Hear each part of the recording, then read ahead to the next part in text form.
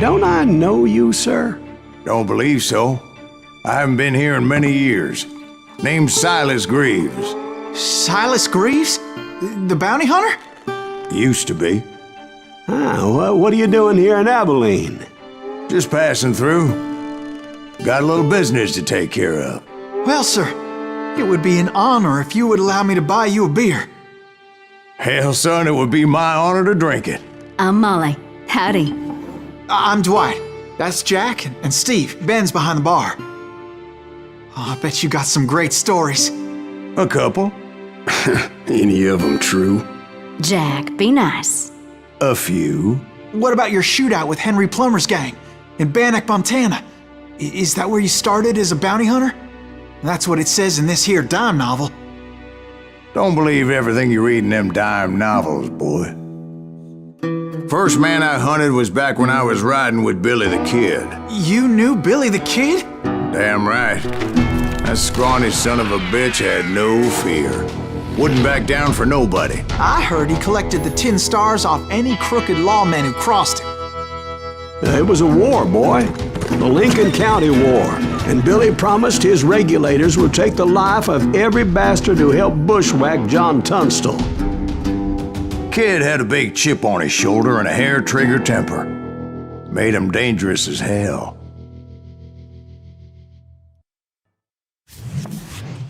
It was about 30 years ago. Billy was hiding out in an abandoned farm near Stinking Springs. I threw in with the kid because the man I had sworn vengeance on was riding with Billy's enemies.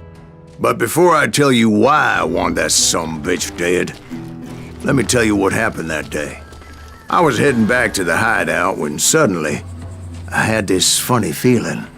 Funny, ha-ha? No, Steve. The other kind of funny.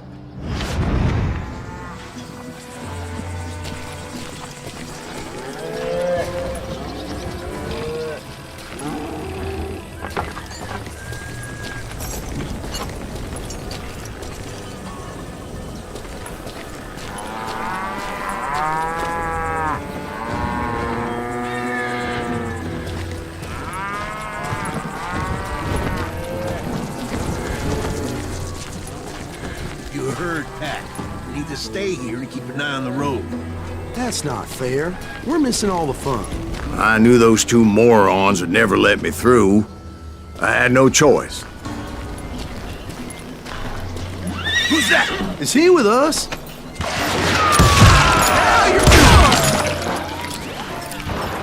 Was it Pat Garrett's posse? Oh yeah. I heard the shots and I knew I had to move fast. Garrett and his army of deputies had surrounded the entire homestead. Spread out, goddammit! They're coming from the rear! I decided to help Billy and the boys out. So that's just what I did. As the governor of New Mexico was paying for the kid's apprehension, Garrett was able to hire every gun hand in Lincoln County. God damn you! You ain't going nowhere!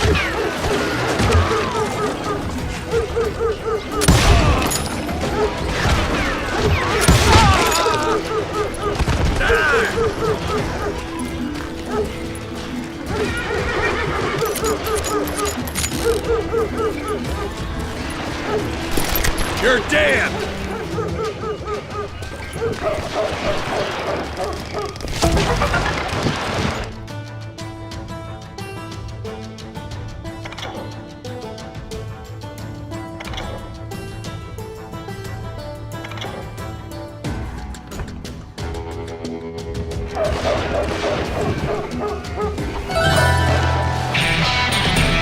Watch out!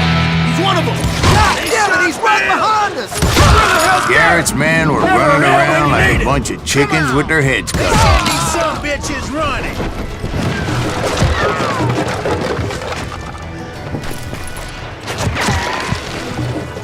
You think you can kill me too? Still, one of them reached the water tower. Not a bad idea. It would be a turkey shoot from up there.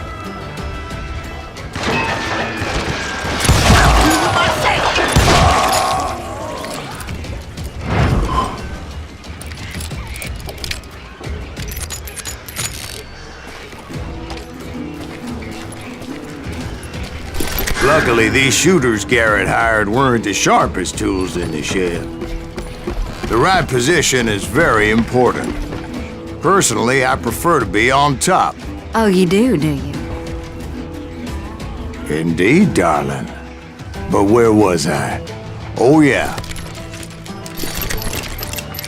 I'm here. Kill him, for Christ's sake.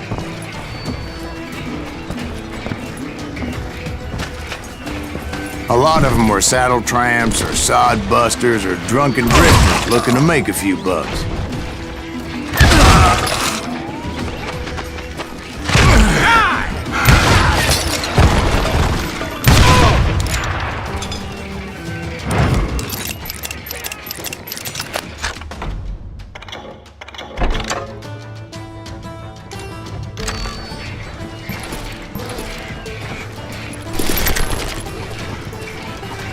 Then, I heard a friendly voice yelling at me from the window.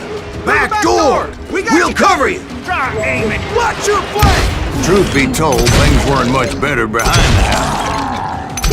I cut their numbers in half, but that just made the ones that were left twice as mad. They made up for their lack of skill with a seemingly endless supply of ammo.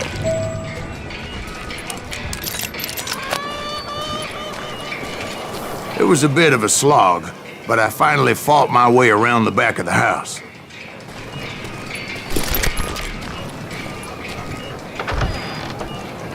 And like that, I was inside, none the worse for wear. I passed Dirty Dave. Deader than a rat in a trap. And upstairs, I found Billy and Charlie Beaudry. How about that?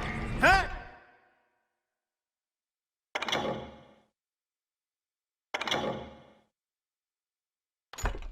You like that?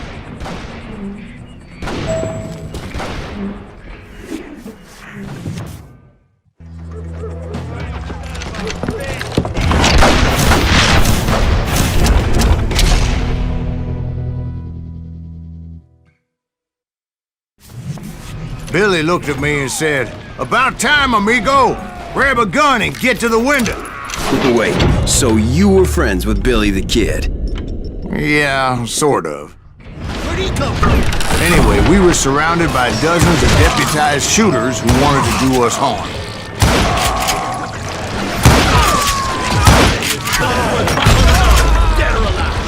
I'm telling you, Garrett's men were dropping like flies, but they just kept on coming.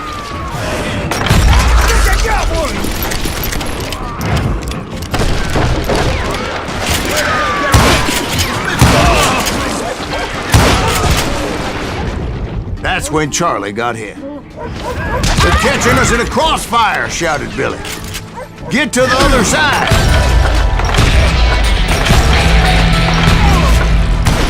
Shoot that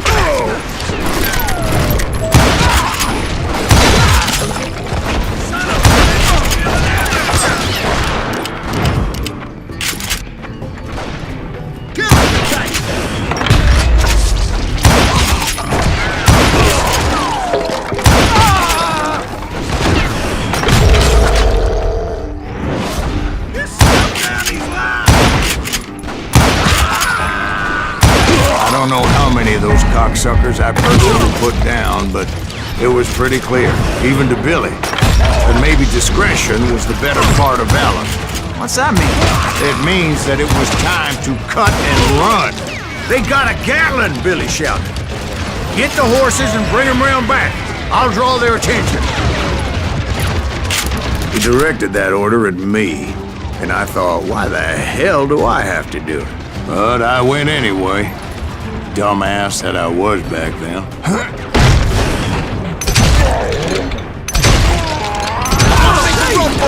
Those poor sons of bitches are Many done would have for. fled in my place. But I had that false sense of invincibility that many young men have. Like Jack here. What are you saying, old man? Jack, he's just joshing me. Yeah, he better be. Mr. Greaves, please continue. Please, call me Silas, ma'am. Now, where was I? You were heading for the barn.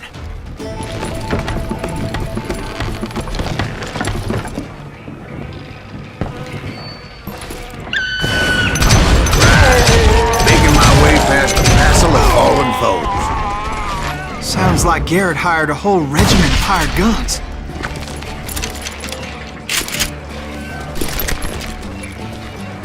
Yeah, and just when I thought I was done with them, more of these hapless bastards would pop up.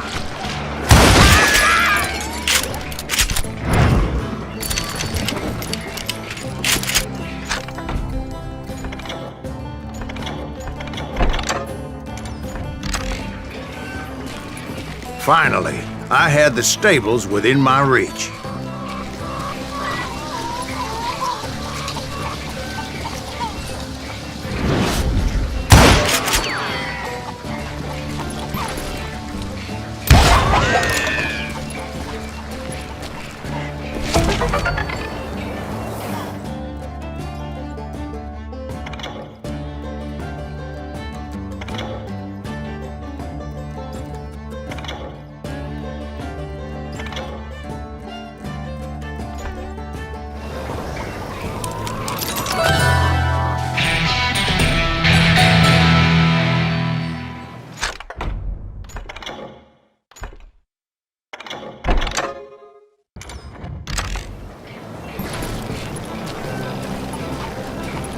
And that's when I met Sheriff Pat Garrett. I read that you went toe-to-toe with him, sir. That backstabbing bastard with that tacked-on tin star.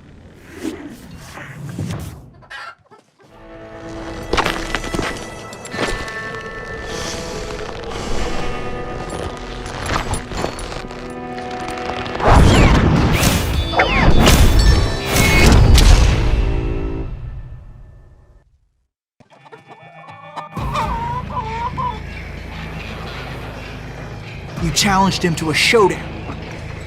You read that in a dime novel? It said he showed no fear as he took your measure with eyes like a rattlesnake.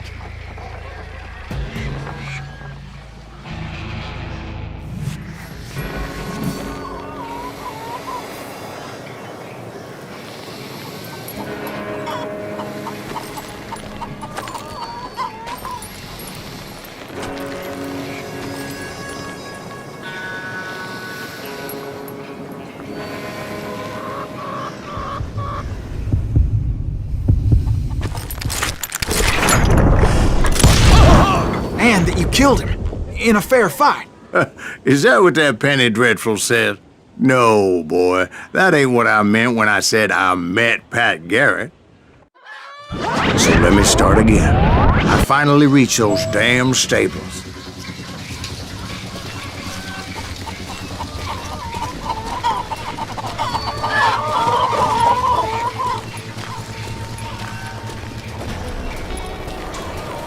Stepped inside, and bam! Last thing I heard was Garrett's voice. That's not Billy. And go on, how did it end? And, boy, that was just the beginning.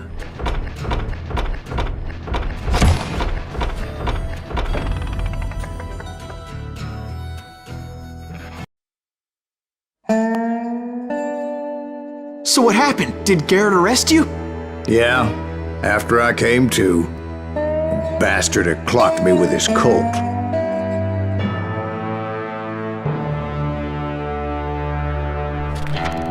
And the kid surrendered?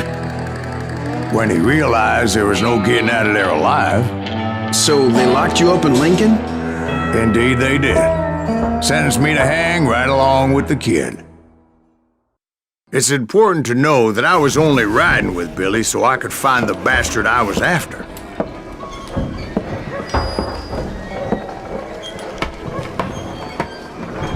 He was with John Kinney's gang, and they were sworn enemies of Billy's Regulators. Why were you after him? I owed that son of a bitch a bullet for what he had done to me and mine. Instead, all I got for myself was a goddamn death sentence. Luckily, it was right around then that I heard Billy make his move. He shot Jim Bell and a few other guards as he made his getaway. Later, they wrote that some lady friend planted a pistol for him in the privy. What the papers didn't say is that Billy helped me escape too.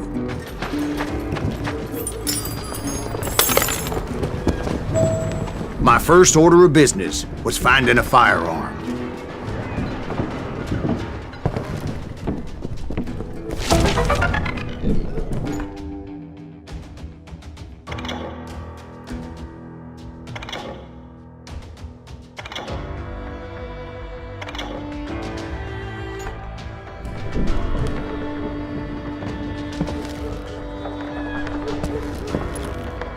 Luckily, I located Deputy Bob Ollinger's mean-ass shotgun.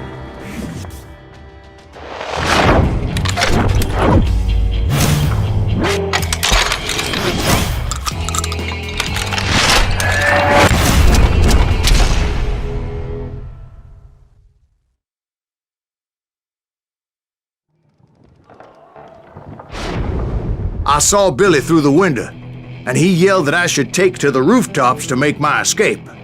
So I did. Anybody see Billy? Son of a bitch shot Jim Bell! Put down your weapon! The kids escaped, raised a huge ruckus. Come on out, you yellow! Hell yeah.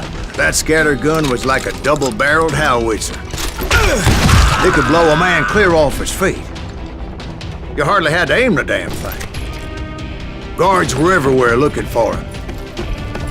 Can't let the kid get away! Oh my God! Anybody see him?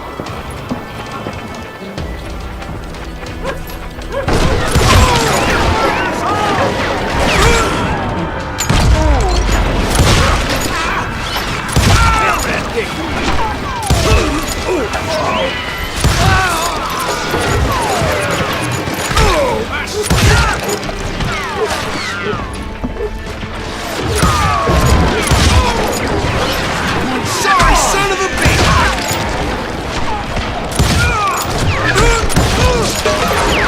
Show him how to die!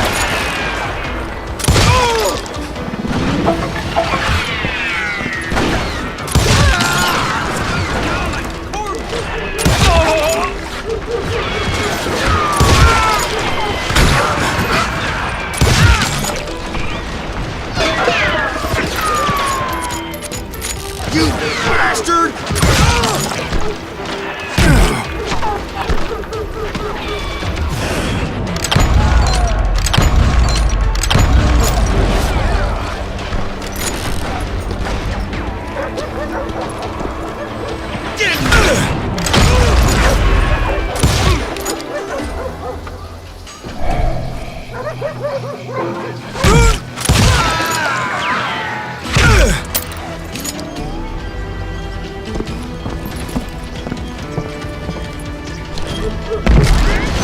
Jump from roof to roof like a damn alley cat. I followed the planks where I could, but some of that wood was slippery as hell. The whole town was up in arms. And suddenly, I was a fugitive. How the hell did the kid escape? Garrett's gonna kick our ass! Can't have gotten far! Get the window! Gotta be around here somewhere! Off the street! Billy broke out of jail! Violence is not the answer. So that bastard you were after, what did he do? He did me and my family a grievous harm. But I knew if I was ever gonna find him, I would need to get my ever-loving ass out of there. I tried to be stealthy and sneak my way past. This town doesn't have a moment's peace. Bernie, get you!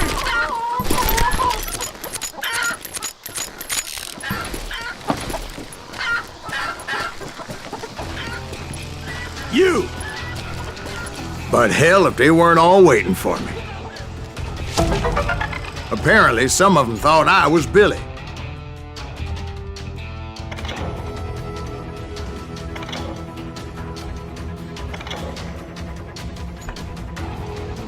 You Americans can go to hell.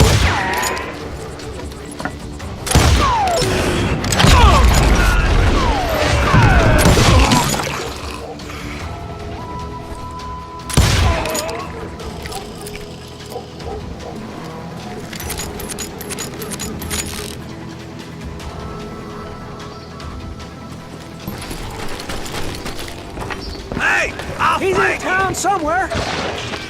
See, me and the kid shared a certain similarity in build and coloring. I was just glad I had Deputy Bob's mean-ass shotgun. Leave him to me! Get your headstone! Give it up! So much lead was whizzing by my head, it was like everyone in Lincoln wanted to put me in the ground. I knew I needed to find a horse. Though I never did have a great fondness for those four-legged grass eaters. Smelly, sweaty, ungrateful beasts. We prize them too high, if you ask me.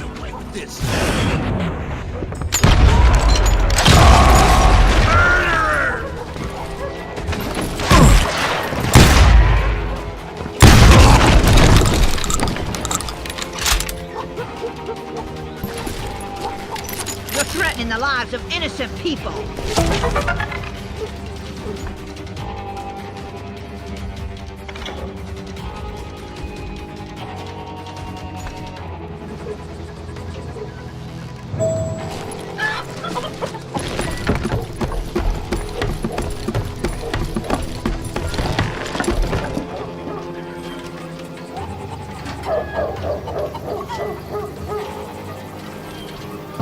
Damn town's going to hell in a handbasket.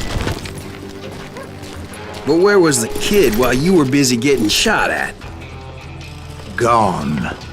And that's when it occurred to me why Billy set me free.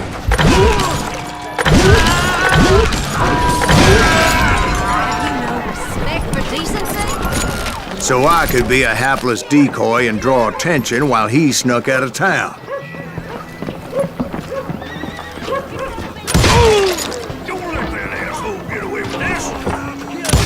I knew if I made it out of there in one piece, no one would put a price on my head. Because everybody in Lincoln would be dead? No, because they all thought I was Billy, and all that blame would fall on him. Meanwhile, Deputy Bob Ollinger was organizing a posse to put me down.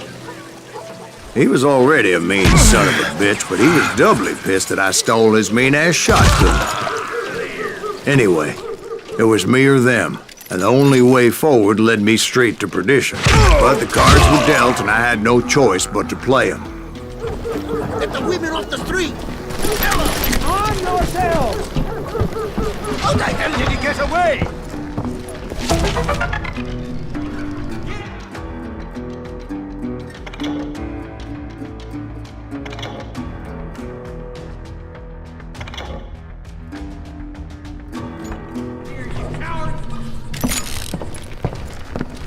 Don't let him get away!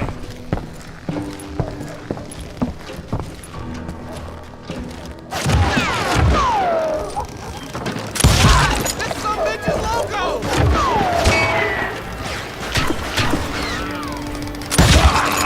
Die!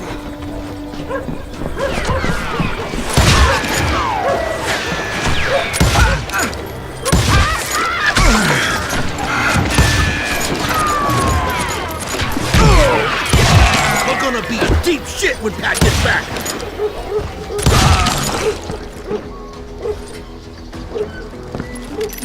Show yourself, coward!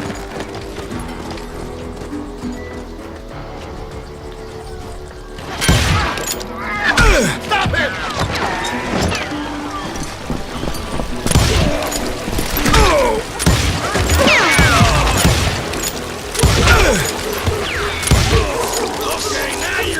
Pissing me off. You're dead.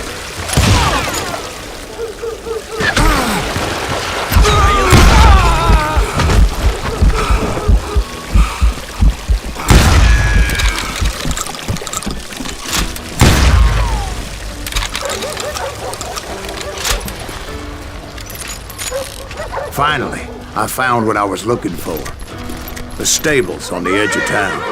I guess Billy saved your ass, taking out Bob Ollinger the way he did. Billy didn't kill Bob. Sure he did. He dispatched him right after he shot Deputy Bell. No, sir. because Bob came right up behind me, angry as hell that Billy had lit out. "Hello, Bob," I said. "I think you better let me go." And he says, "I don't think so, boy. Not with my shotgun." So we stood there in the middle of the street, eyeball to eyeball. He intended to kill me, and I knew I had no choice but to defend myself.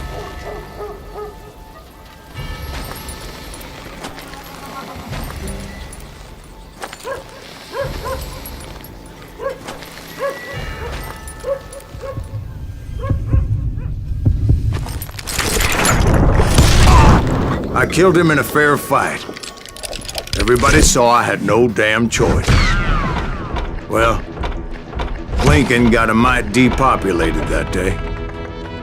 Pat Garrett gunned down Billy 3 months later, so his escape was all for naught anyway.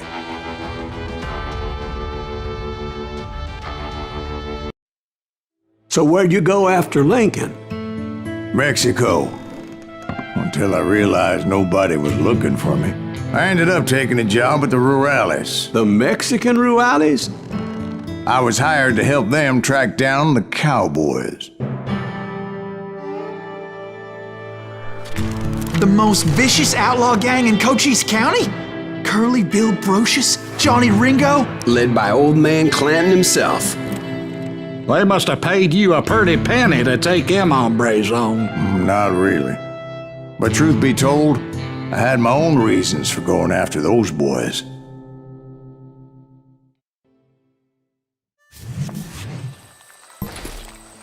So was the bastard you were after now riding with the Cowboys?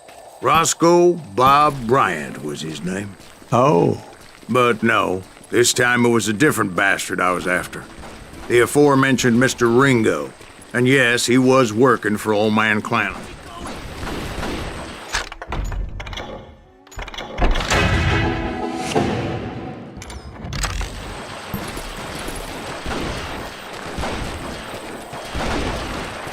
I came upon them robbing a stagecoach, which wasn't surprising, being they were such murderous thieves and bastards. The bandits wore red scarves, so I knew they worked for the old man. Over there! There! I did my best to help those poor passengers.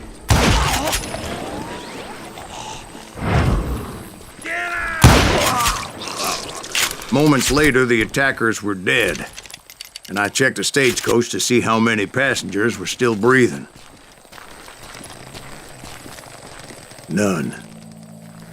It was then I wondered if the rocks weren't hiding more bandits. Was that all of them? Or did I just hit the rear guard? I quickly got my answer. They attacked from on high like Apaches often did.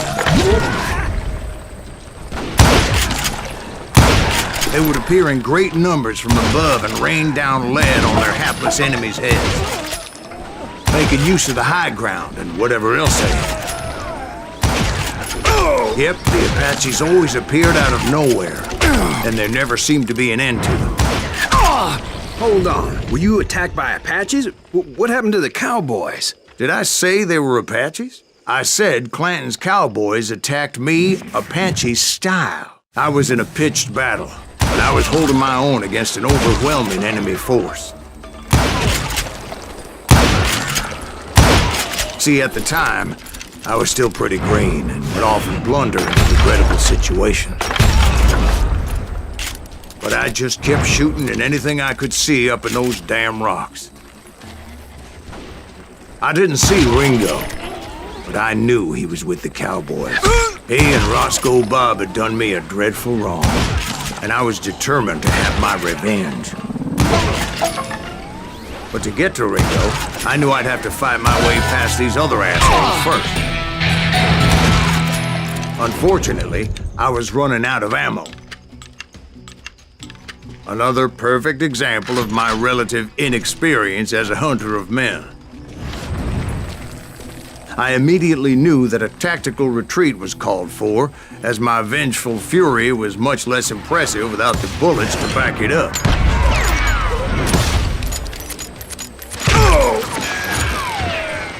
I think we're in trouble. Finally, they managed to corner me. Trapped as I was, the odds of my survival seemed pretty slim.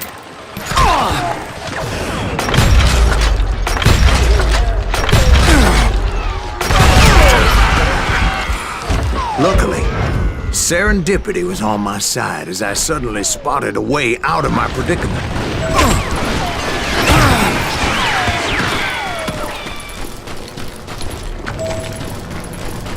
I ran ahead as if the devil himself was after me. Bullets were whizzing by my ears, but I wasn't about to roll over and die.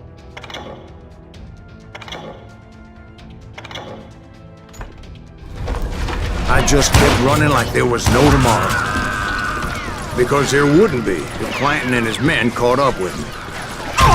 As I was scurrying around those caves, I thought, what was I thinking? Going up against a gang like this. Nowhere to run. I just kept running, not knowing where the hell I was going.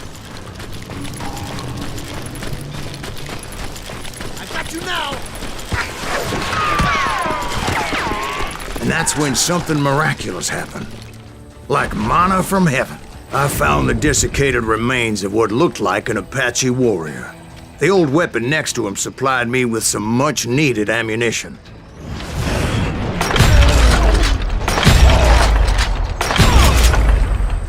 Bat Masterson once told me it was more important to be lucky than good, and he would know.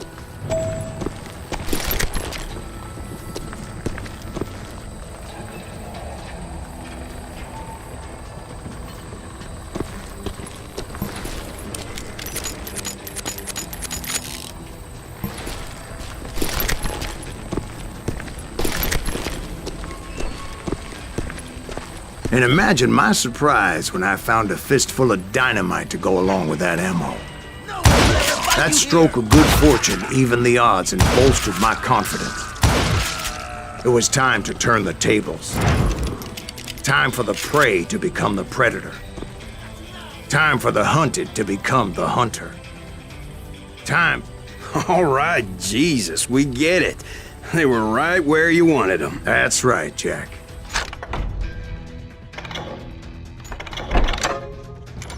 I was done running, and the old man's boys were not expecting that. No, sir. I came at them like a wildcat. My fury knew no bounds.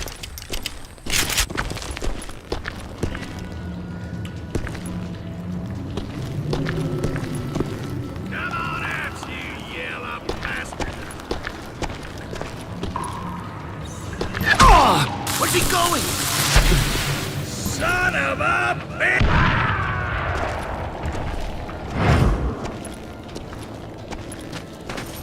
Get him!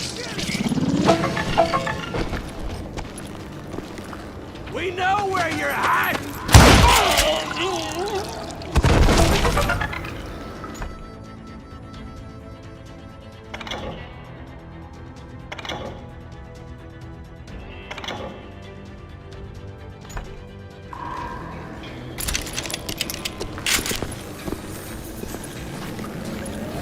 It was finally time for that old man to pay for his sins.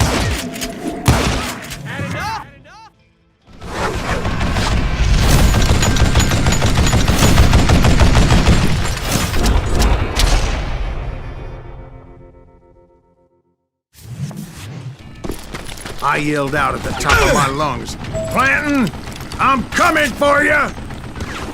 A little stealth might have made more sense, to be perfectly honest. Because that old fool had a Gatling gun and enough bullets to last him till kingdom come. But I knew I could not let that deter me. Not if I was to find and kill Ringo. I needed to get that old man off that gun.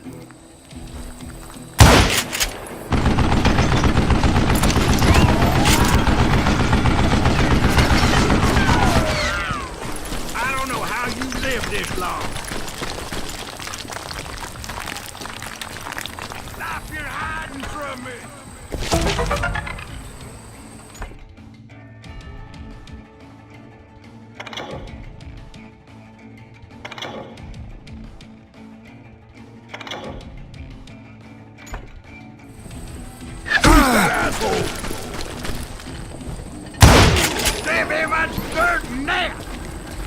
Most everyone thought it was the Ruales who had come up against him in Guadalupe Canyon, but it was just me. Stupid zombie! Oh, got her! Apparently, one of the cowboys made it out of there alive and told Ike and Billy Clanton that it wasn't a Mexican who took their father's life that day. They just assumed it was one of the Earps, and that little misunderstanding eventually led to that legendary gunfight at the OK Corral.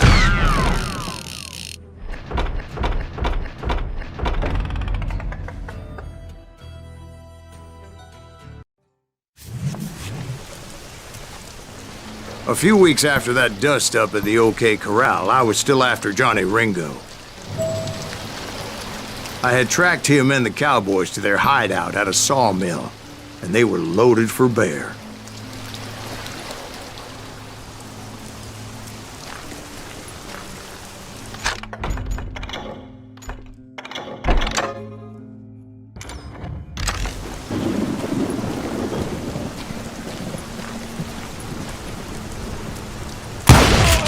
What exactly did Johnny Ringo do to piss you off? Well, him and that other bastard.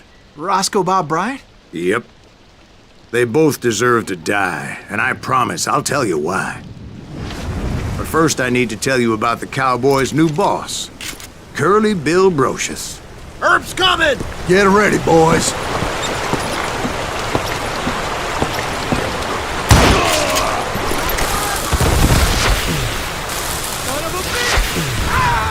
Curly Bill took charge of the Cowboys upon the old man's demise, and after that gunfight at the OK Corral, the Clantons wanted revenge. So they murdered Morgan Earp and grievously wounded his older brother, Virgil.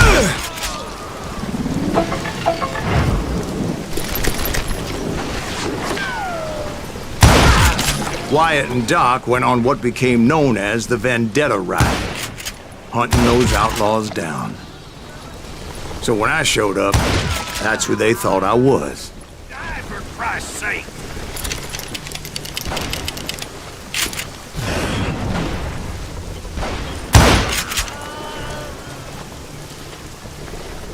I'm tired of being shot at!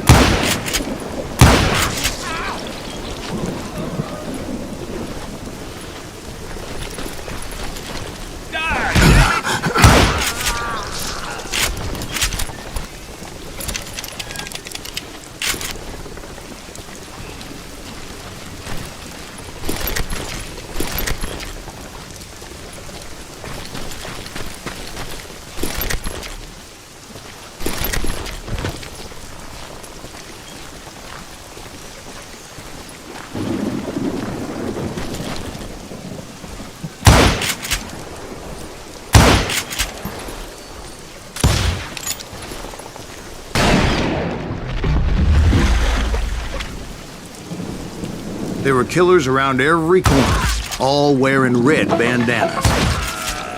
That's how the Cowboys identified each other, and I was beginning to wish I had one myself. But I wasn't about to let Ringo walk away unscathed, and that's what drove me forward. They say that Ringo was infernally fast. I hardly saw anyone faster, boy. Certainly not Wyatt Earp. That man was all hat and no cap.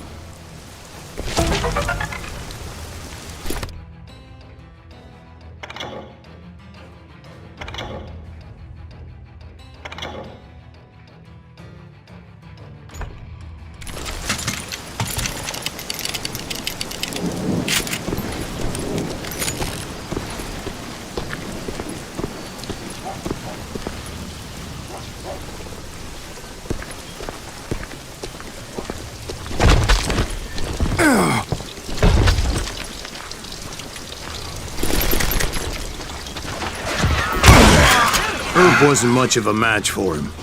Doc Holliday might have taken it. That lunger should have kept his nose out of it. They never charged anyone for the murder of Morgan Earp.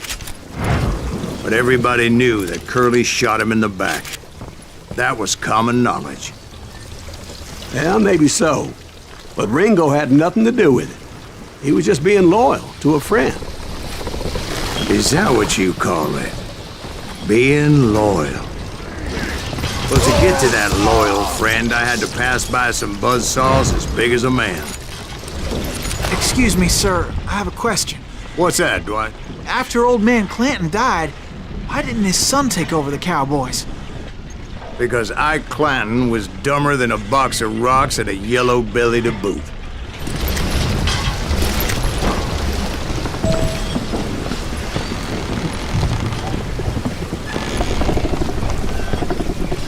Now, where was I? Taking down the entire cowboy gang single-handed. Indeed I was, Jack.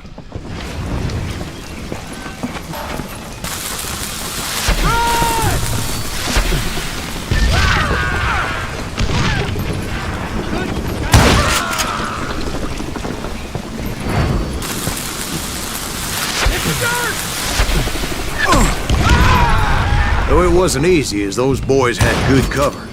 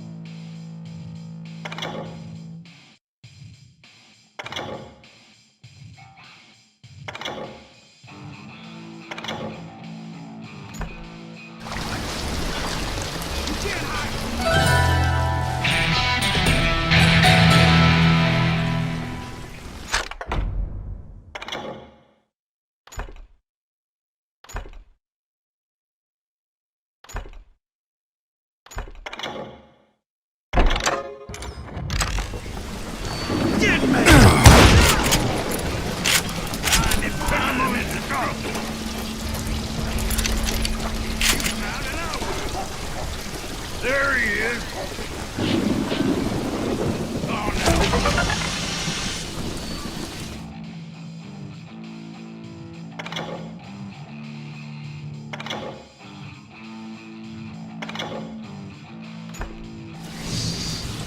Oh, so you're hiding too now. Kill him! Oh, damn it! Can you shoot around?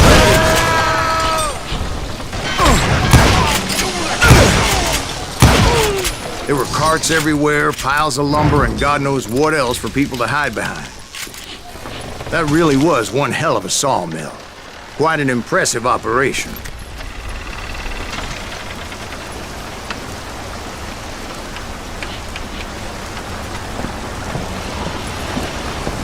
And where was Curly Bill? Did you see him? I'm about to get to that, Ben. Patience. I'm painting a picture here. There was this beautiful waterfall and a crystal clear stream that led to a verdant valley that was truly... Consider your picture painted. What happened next? Well, finally the bastards that were still alive made a last stand.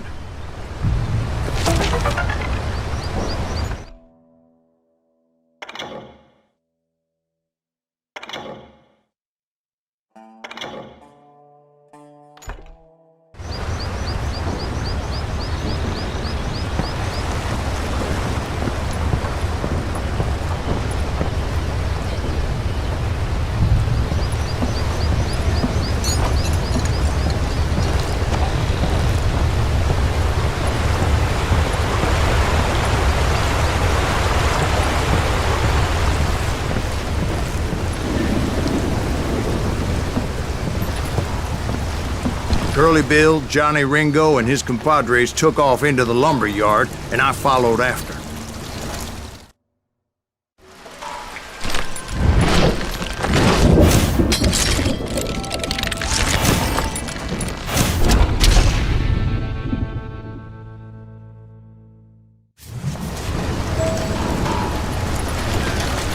Are you saying they ran? Cowardice was not in Ringo nor Curly Bill's nature. No, sir. I never said they were running scared. They just wanted me out in the open. Son of a bitch! Time to dance with the devil! You working for Wyatt Earp? That son of a bitch send you to kill me?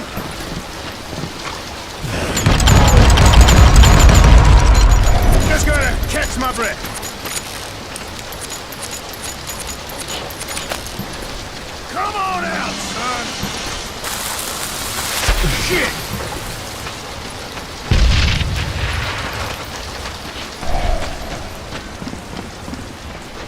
Stand up!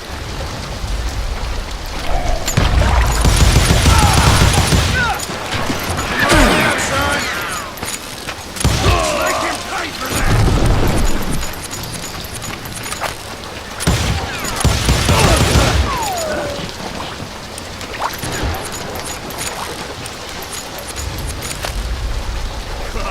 Come out wherever you are!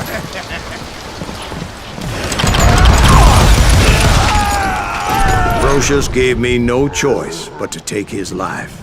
But Ringo was nowhere to be found. I knew you didn't kill Ringo, because he was found dead in a different location altogether. To this day, his killer is still unknown. Indeed. Took me a few months before I finally tracked his ass to West Turkey Creek Canyon.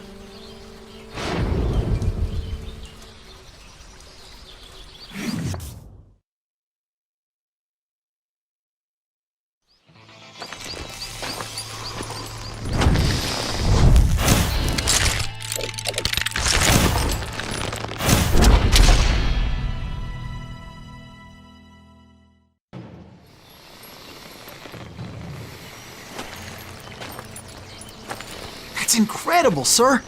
I always thought that Doc Holliday was the one that killed him.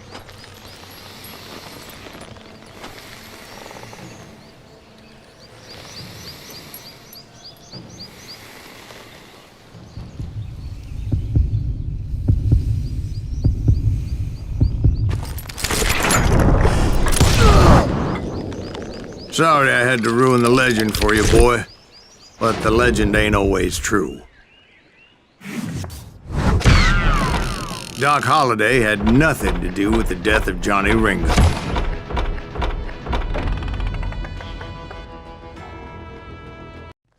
I was paid a healthy bounty for Ringo and Curly Bill, and realized there was real money to be made. That's why I went after Henry Plummer.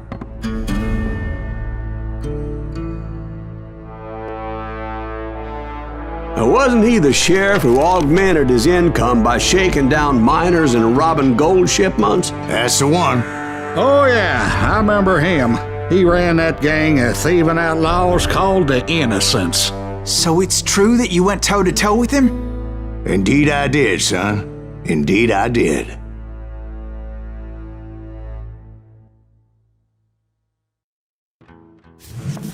I knew I needed resources if I was going to track down Roscoe Bob Bryant, and hunting Plummer looked like a good way to get rich quick.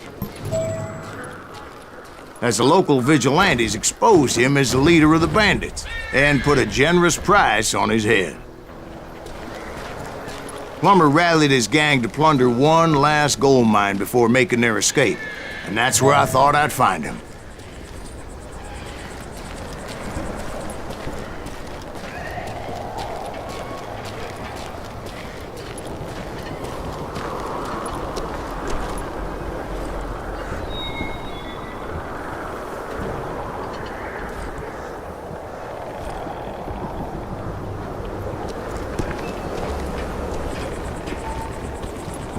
It makes me nervous standing so close to all these goddamn barrels of gunpowder. Why would you be nervous? No one has the cojones to come after us. As long as you don't light up a cigar, we're fine. Besides, George is up there on the rocks with that rifle of his. Nothing gets past him.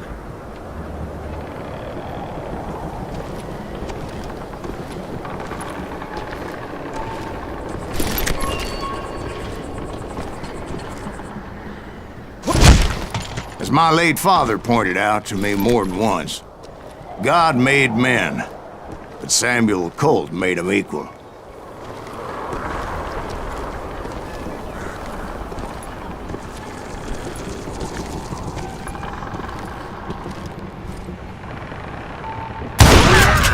the hell is that then? Don't let him get a shot off!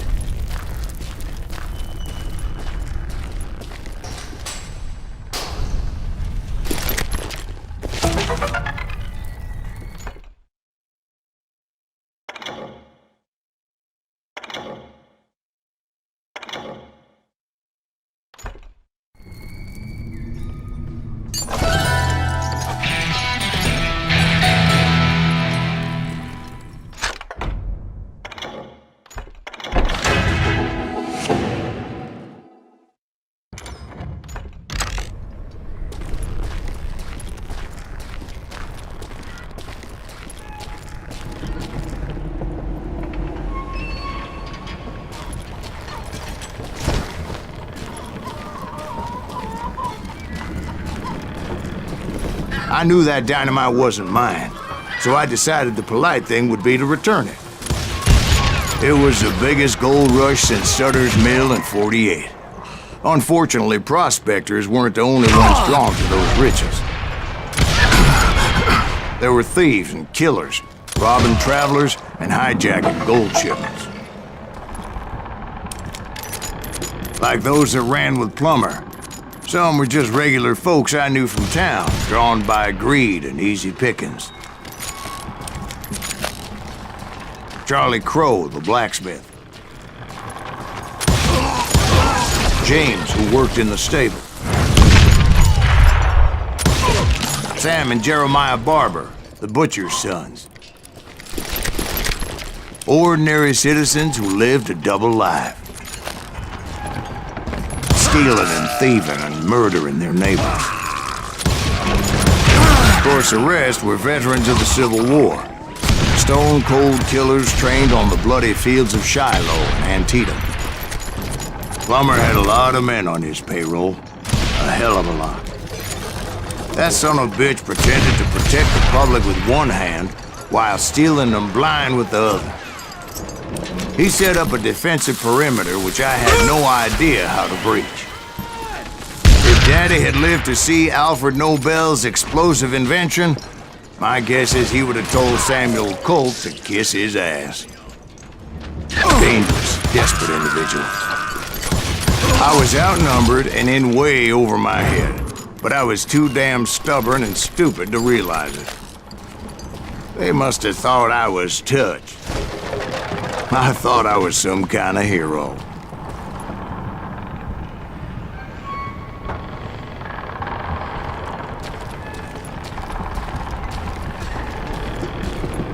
I finally made it past and headed on to meet my destiny.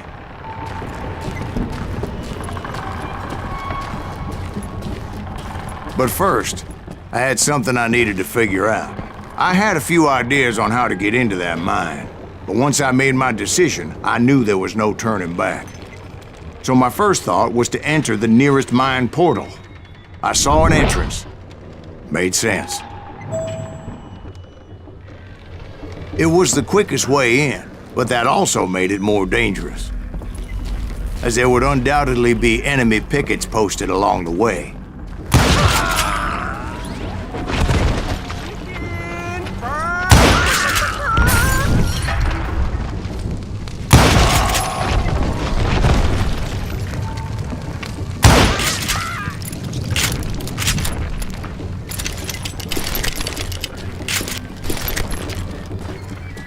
Besides, once you enter a mine like that, it's easy to get all turned around. And that confusing maze of corridors wouldn't even be the worst of it. Some of those shafts could be as deep as hell.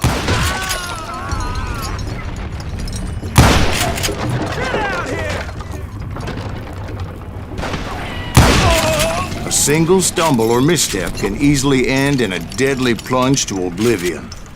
Hey, I'll flank him!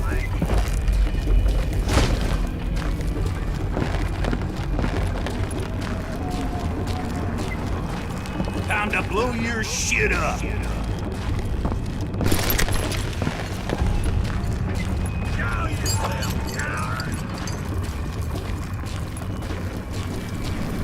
I will drop you down a mine shaft!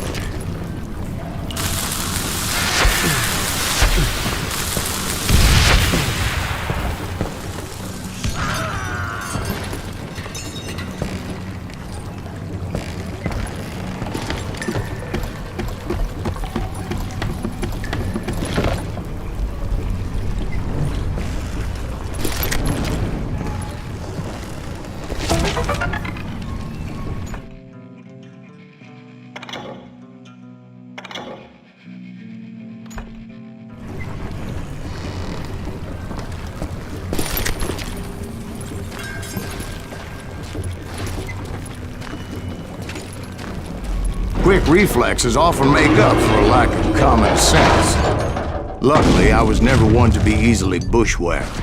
I would just need to be careful not to blow myself to kingdom come. Thank you! With all that gunpowder and dynamite everywhere, You'll die for this!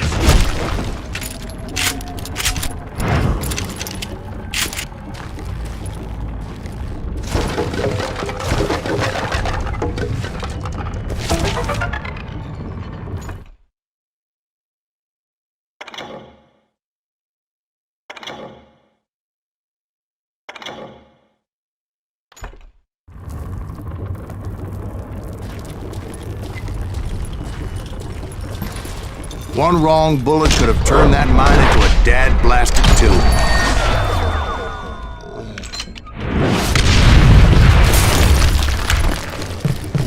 I freely admit that my plan of attack was not just moronic, but clearly insane.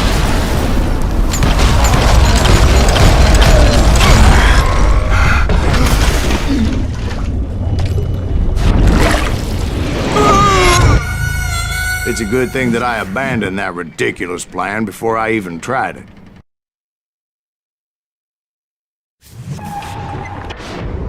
Instead, I spotted a ladder, way into the mine from the opposite side.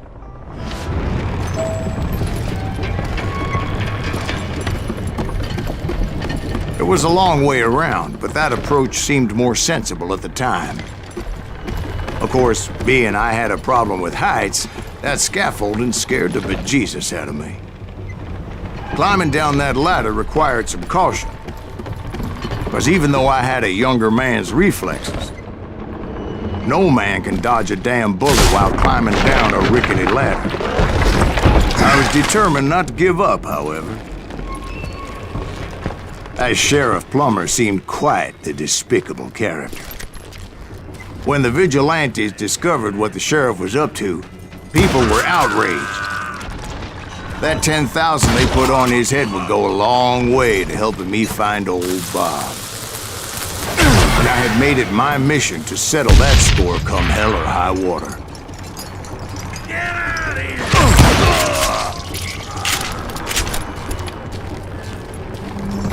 But first, I would have to make a choice. Take the elevator or climb the ladder.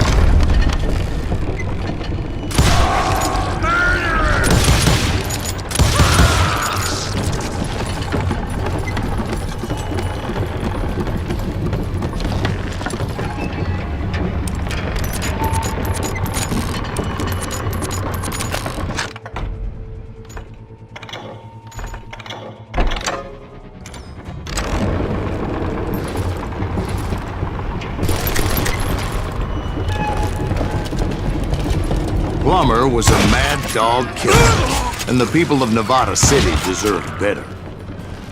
Nevada City?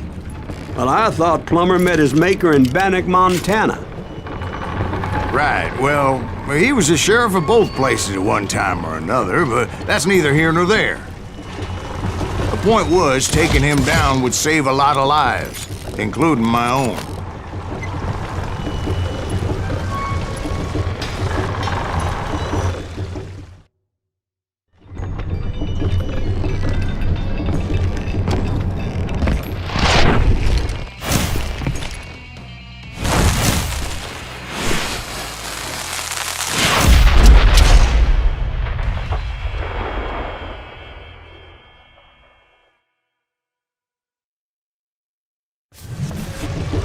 Catch this, you son of a bitch! This is just getting worse and worse.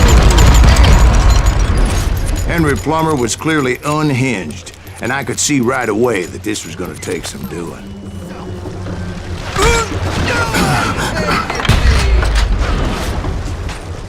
Get shot! I need some help here! Come on, boys! Take this cocksucker out!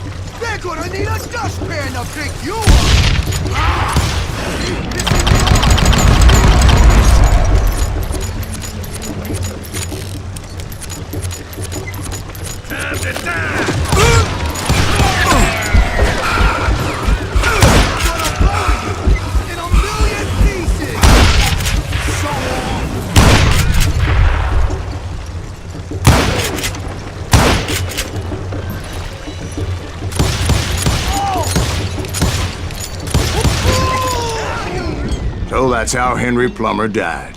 Him and his crew were worth their weight in gold. And now, I was officially a bounty hunter.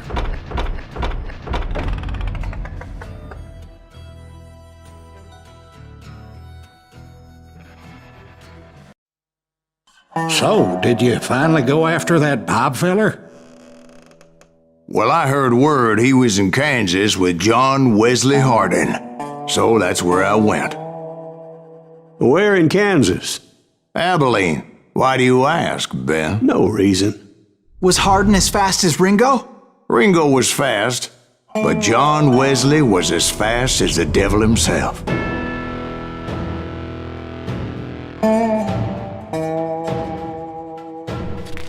Hell, he killed his first man at 15. From that day forward, he had a price on his head and wouldn't back down for nobody, not even Wild Bill Hickok himself. I dodged death many a time, and that night in Abilene was no different.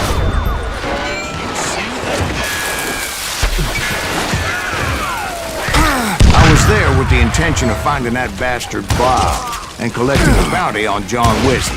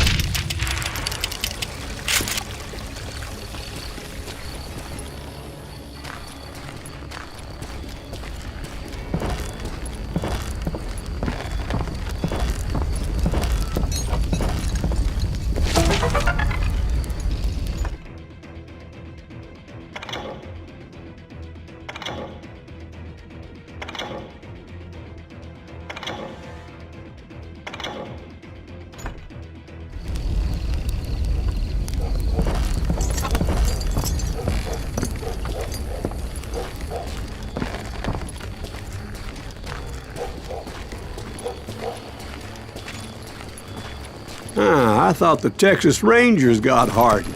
Yeah, that's what they want you to believe. It was coldin' a witch's tit and a brass bra that night as I fought my way past his loyal compadres.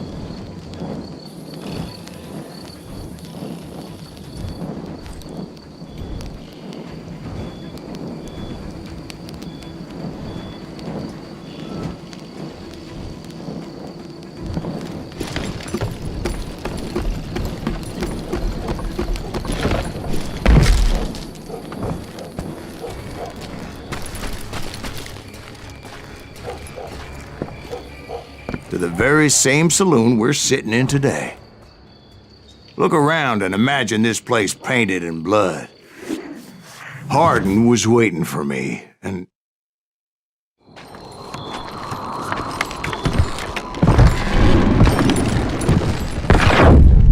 Wait, I'm jumping the gun here. Let me back up and give you some background on this sumbitch. He deserves that much. Don't you think so, Ben? John Wesley Hardin was a killer.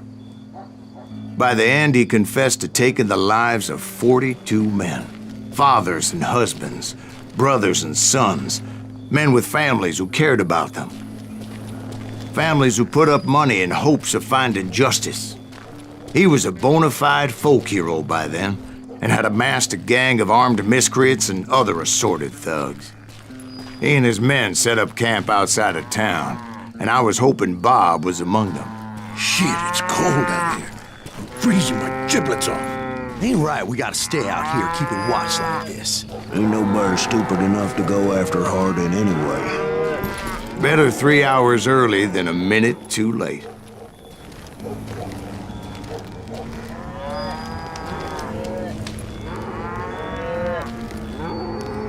God damn it! Shoot that son of a bitch!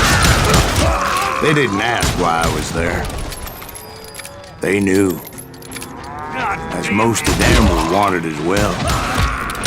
I figured Hardin was here somewhere, but to get to him, I'd have to get past his gun hands.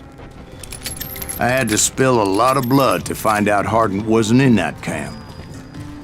He was carousing in town with his closest friends.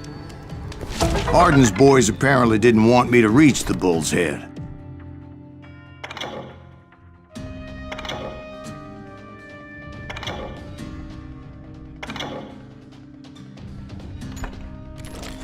Some were hightailing it into town to inform their jefe of my unwelcomed presence.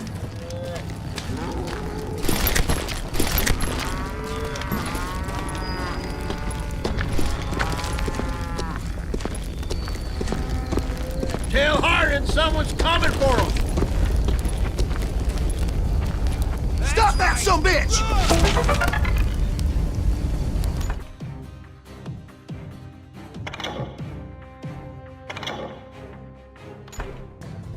Let the boys know we got another law dog. You bastard!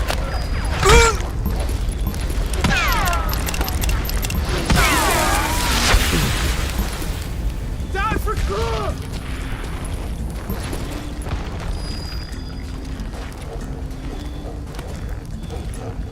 We'll have to do everything!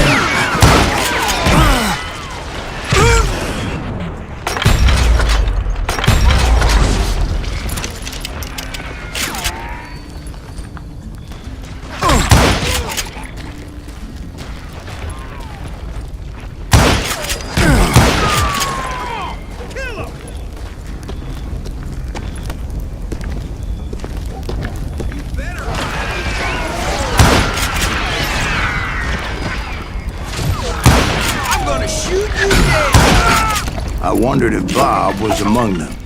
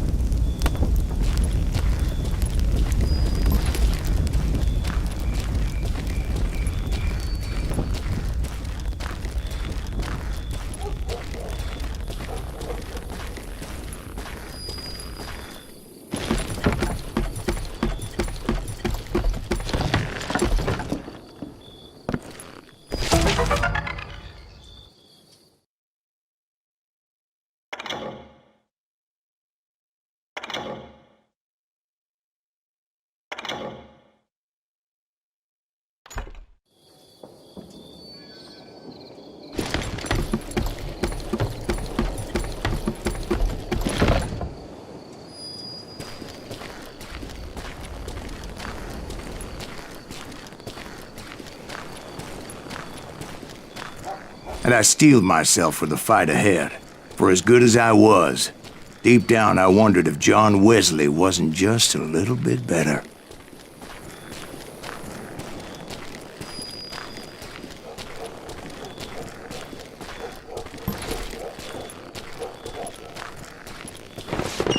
Before I could test my mettle against Hardin, however, I would first need to dispatch his cadre of hired killers. Most of these degenerates were beyond redemption, but John Wesley might have been a different story. I didn't learn until later that that night was in fact his birthday celebration.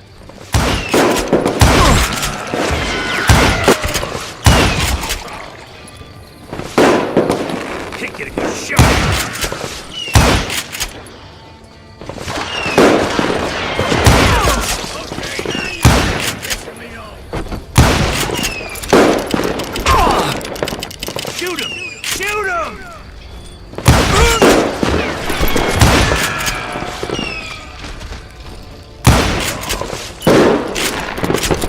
I think I already mentioned that I found Hardin in this very saloon.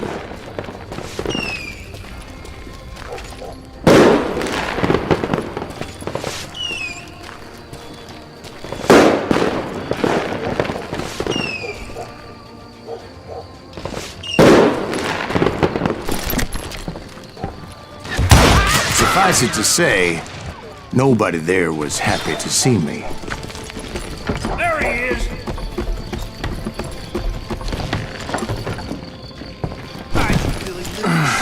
Bitch!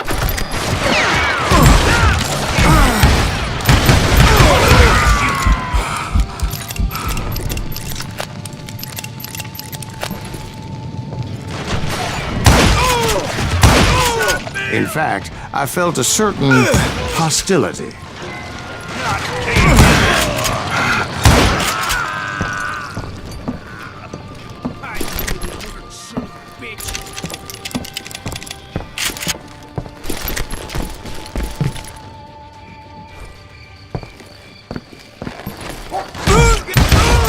I was disappointed that neither Bob nor John Wesley were among the dead.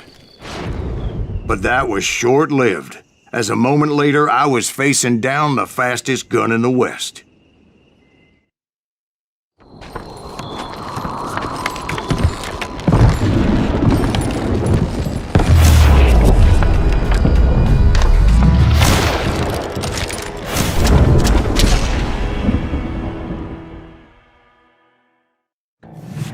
I felt a bolt of adrenaline, or maybe that was fear. He was well known for his tricks, and I knew I'd need my own if I was ever to defeat him.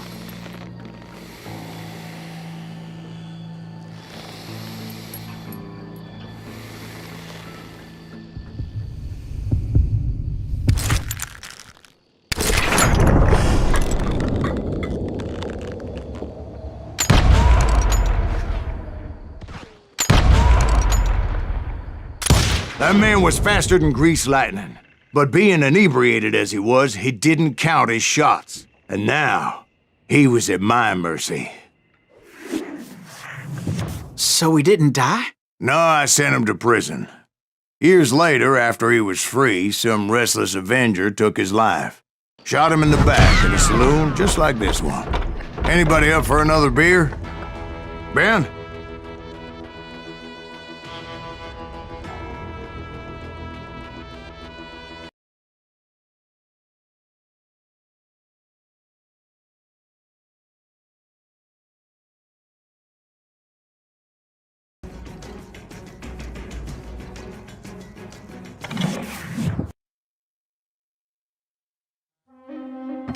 Thank you, darling. Yeah, some say revenge is a dish best served cold.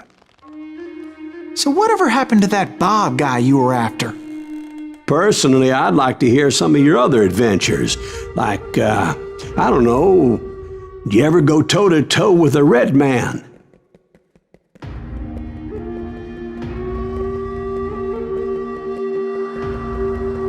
Yes, I did, Ben. I remember once I was after this renegade Apache, Grey Wolf. Strangely enough, revenge was also his primary motivation.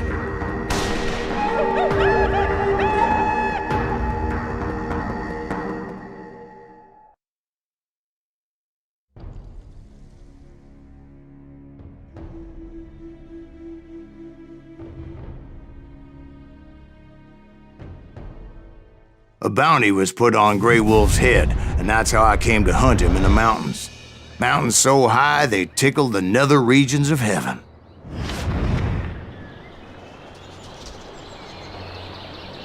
Grey Wolf was a Chiricahua Apache medicine man who had led a war party in revenge for a massacre against his people. The U.S. Army had attacked his tribe during his daughter's sacred sunrise ceremony, and the slaughter was unspeakable. I understood his anger, as there's nothing more traumatic than seeing those you love die in a cruel and painful death.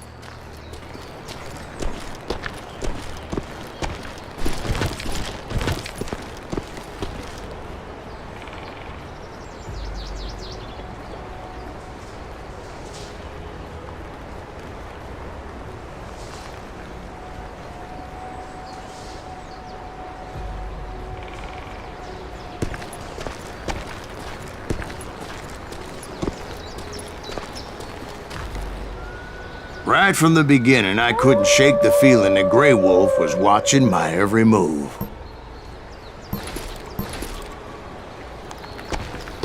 He led a band of young Apache warriors who wanted retribution and were more than willing to die for him.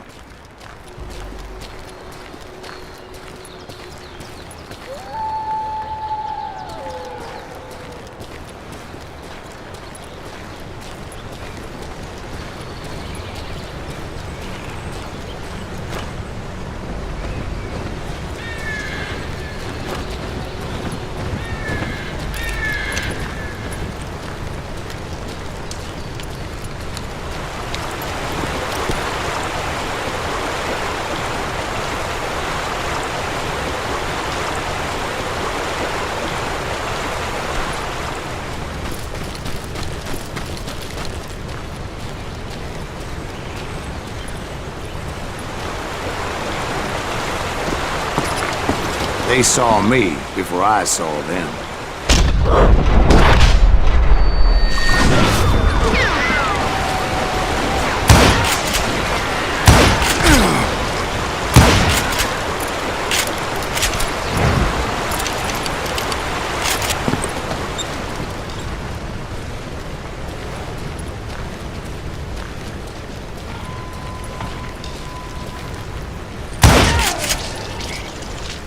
And it crossed my mind that maybe this wasn't such a good idea. But now that the shooting had started, there was no backing down.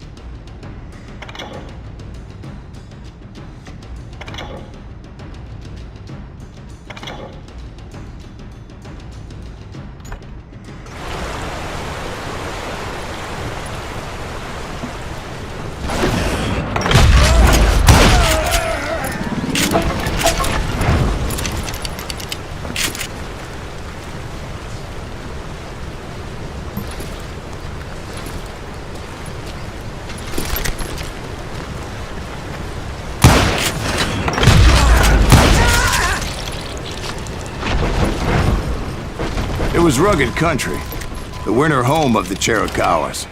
And that's why they had retreated there.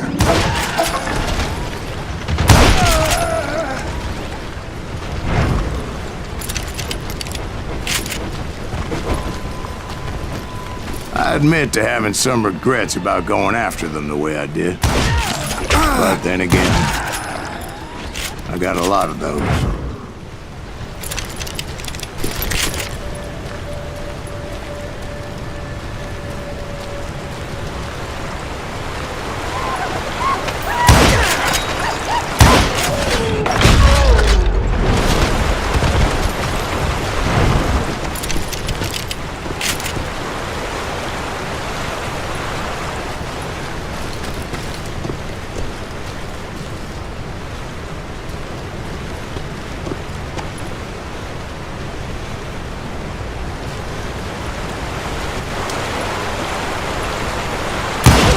Did you find Grey Wolf? Not at that moment, but I did find the entrance to their hideout.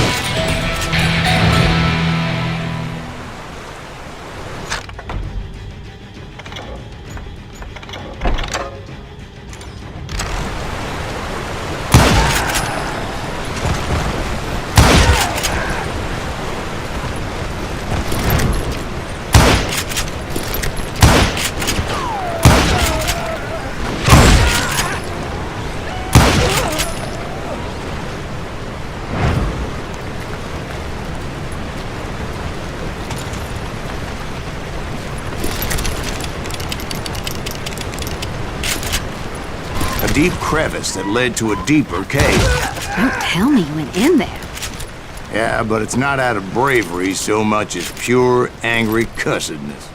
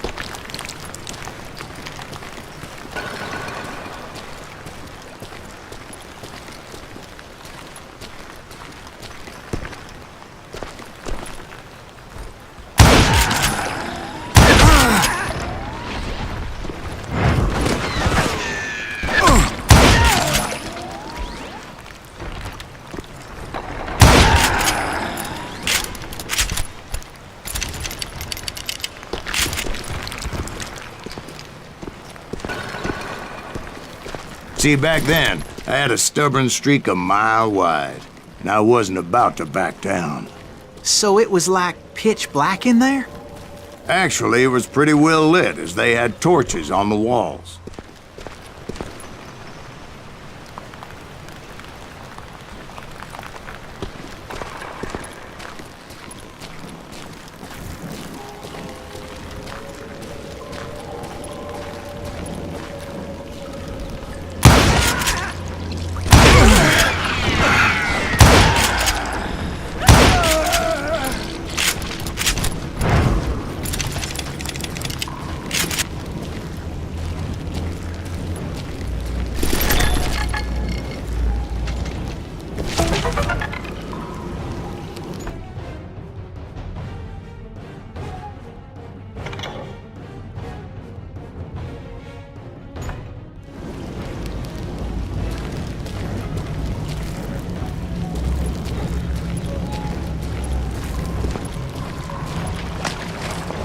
How big was this cave?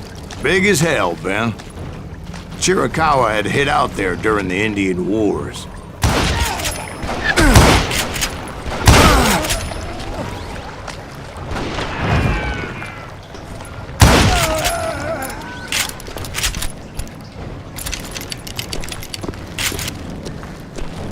They thought it was haunted with the ghosts of those murdered by the horse soldiers. The cave was haunted with dead Indian ghosts?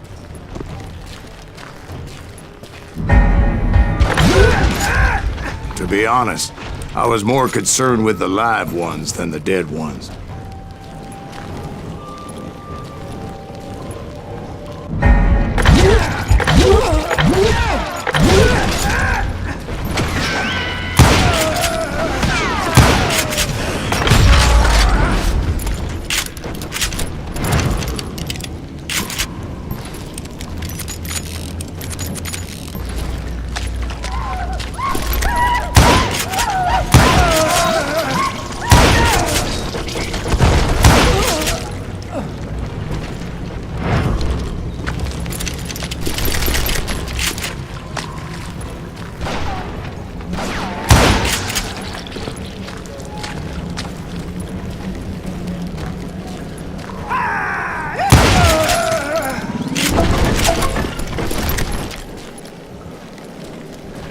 come you know so much about engines? A few years back, I was married to 2 Mescalero women. At the same time? Yeah, they were sisters. Polygyny is traditional among the Mescalero. So what happened? Oh, I had to get out of there. Those girls never shut up. Both of them nagging at me all the time. Drove me half crazy. Haven't seen them since. No, I mean, what happened with Grey Wolf? Oh, well, I pursued him into the Cave of Death.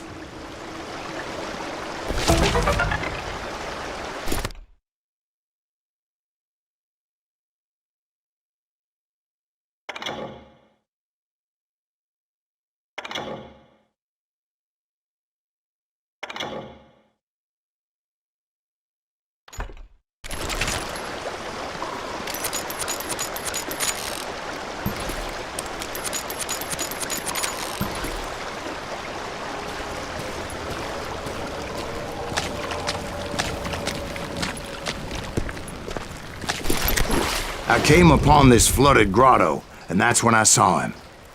He came to me unarmed and unafraid. His voice echoed in the shadows, and I sensed he meant me no harm. You carry great darkness in your heart, and if you do not release it, it will claim your soul. The sound of his voice put some kind of ancient Indian spell on me. As his story unfolded in my mind. You will come to this place again and kill many more men, and the darkness will grow until it consumes everything that you are. The soul would have no rainbow if the eye had no tears. He said I was a great warrior, a coyote man, unequaled by any other pale-faced warrior, something like that. The snakes will bite shadows of your past until a venom poisons your heart, and an echo of the song of the dead summons the spirits deep from within the mountains. I didn't quite get what he was saying, but there was definitely snakes. And indeed, his warriors surrounded me and attacked me like hungry wolverines. They couldn't stop me, though, and Grey Wolf wasn't in the mood for idle talk.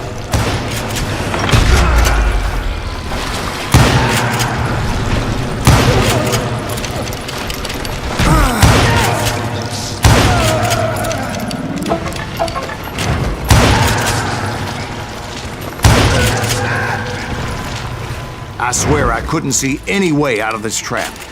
But suddenly, one just appeared. Kind of like a miracle.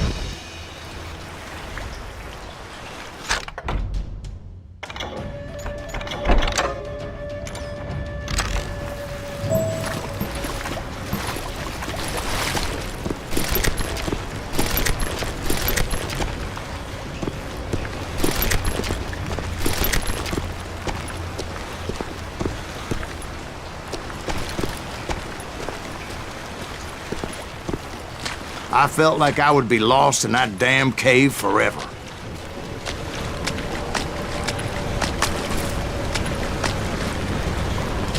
Finally, I found myself back outside, perched on the edge of a precipice, overlooking a thundering whitewater river. To get where I was going required several leaps of faith, but no way in hell I was turning back. I chased after him, determined to make him explain the meaning of all that mumbo-jumbo. Mumbo-jumbo is right. Are you making this all up as you go? A few details may be fuzzy, brother, but I am relating exactly what happened to me. There were dozens of Apache warriors aiming at me from on high. Dozens? Well, maybe not dozens, but there was a lot of them. At least 3 or 4. Well, more than that, little lady.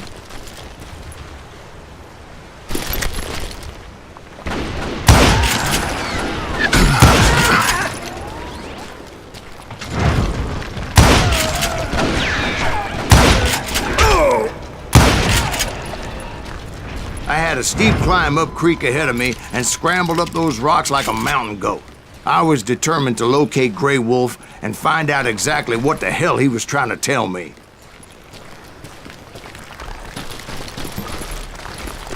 And wouldn't you know it, That crafty son of a bitch led me right into a trap.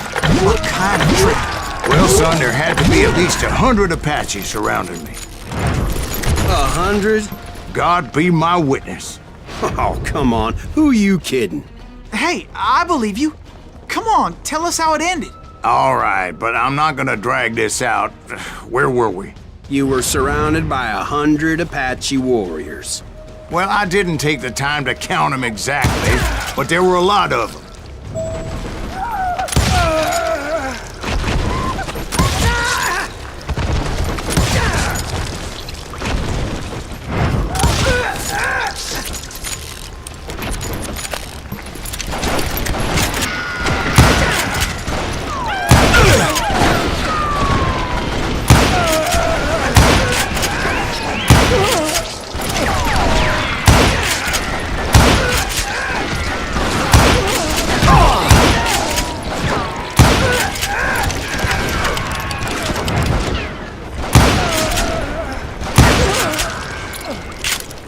And in the end, a path appeared before me that I had not seen before.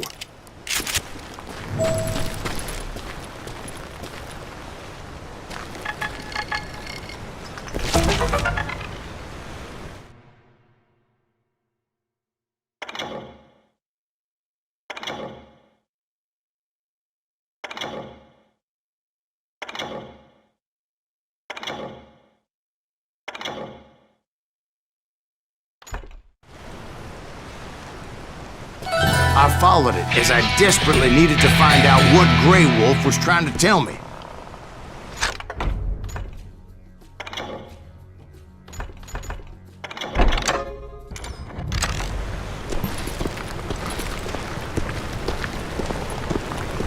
But it was like that son of a bitch disappeared into thin air.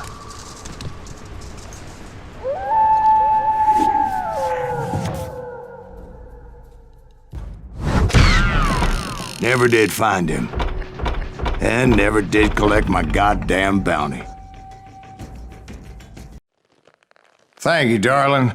It's interesting how the truth can sometimes seem might malleable, depending upon your point of view. Like how those dime novels make you out to be something you're not? Jack, don't be starting trouble. No, he's right. They do tend to exaggerate. Did they exaggerate your part in taking down the Daltons? Well, I was there in the flesh, boy, so I saw what happened firsthand.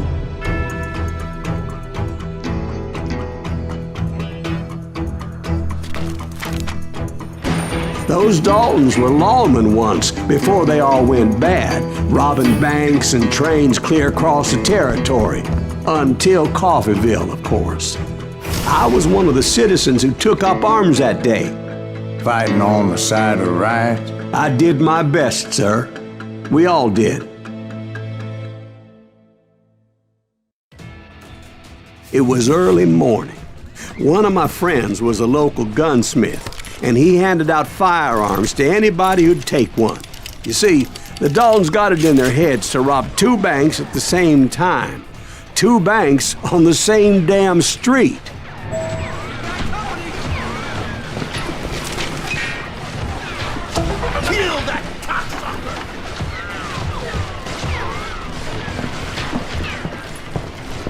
Story was Bob Dalton's girl was always writing about how he had no ambition.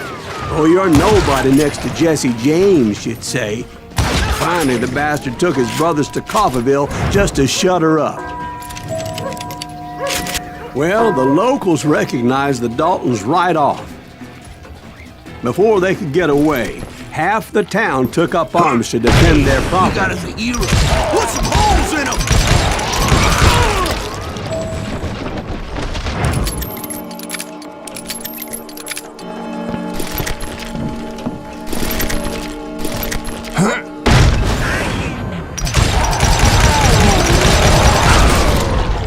The brothers paid dearly for their stupidity, but everybody knows they had it coming. There's more to it than that. I read all about that day, so I know for a fact that it went down very differently. First of all, it was high noon. A posse of U.S. deputy marshals were on the rooftop across the street. Get ready, boys. They're gonna make a move. The lawmen had been tracking the Daltons for months, and now they finally had them dead to rights. But those boys had a reputation as stone-cold killers, so the marshals took every precaution, knowing they wouldn't go easy. Among them was a bounty hunter feared by many a lawbreaker. The marshals tried to get the Daltons to surrender. They'll give up eventually. We just gotta wait to suck the bitches out. But this bounty hunter knew that the brothers were far too proud to ever lay down their guns. So he went in there alone to confront those criminals. One of the marshals shouted, "Where are you going? Are you crazy?" Hey, where do you think you're going, dumbass? That rifle's mine.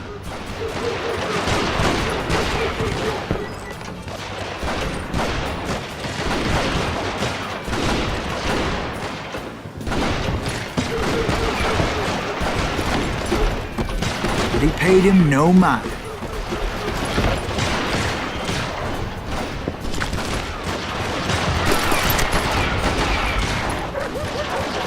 He saw a way to get around to the back of the bank.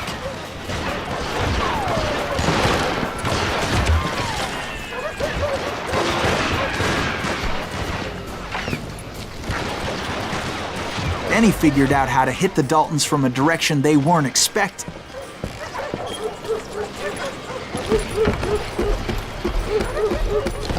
From above. Fortunately, a water tower was right there. A moment later, he was climbing up a steep ladder, laughing at danger as he did. It was brave men like him who risked their lives to tame this wild country.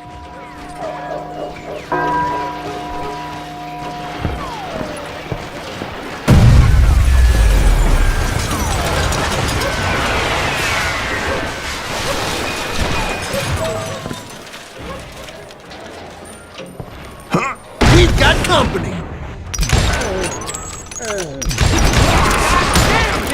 Heroic men like him, who did what other men couldn't or wouldn't to make this country free. Like Jim Bowie and Davy Crockett, who died defending the Alamo. Is that Silas Greaves? Son of a bitch!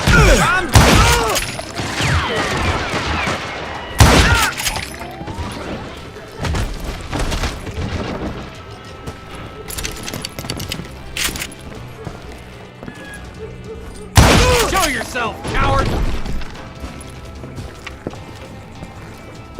I ain't back!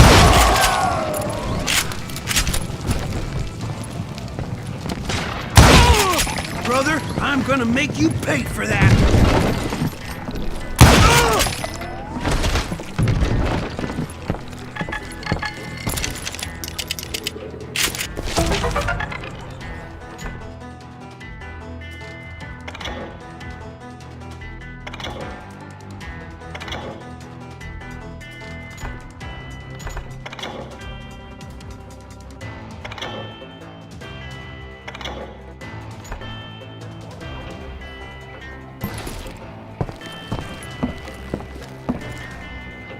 Over there!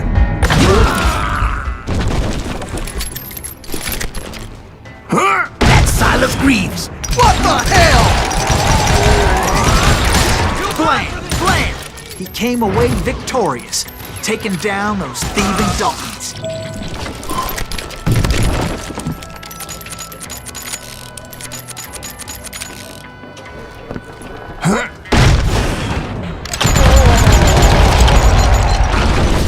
His name was Silas Greaves, and when the dust finally settled, he was the last man standing. Sorry, kid, but that just wasn't the way it happened.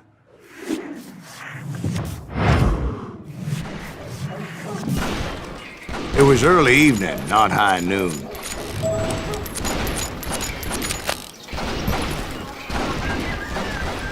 I was late to the party and Coffeyville was already up in arms. The Daltons blew up a safe and were all set to hightail it out of there. Those pathetic deputies surrounding the bank were dropping like flies.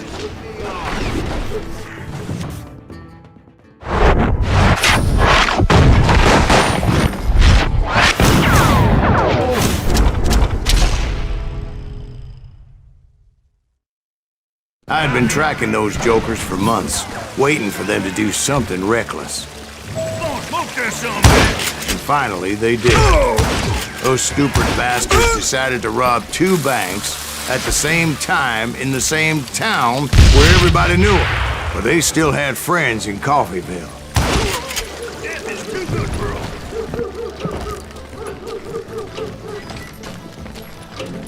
Now you're in trouble.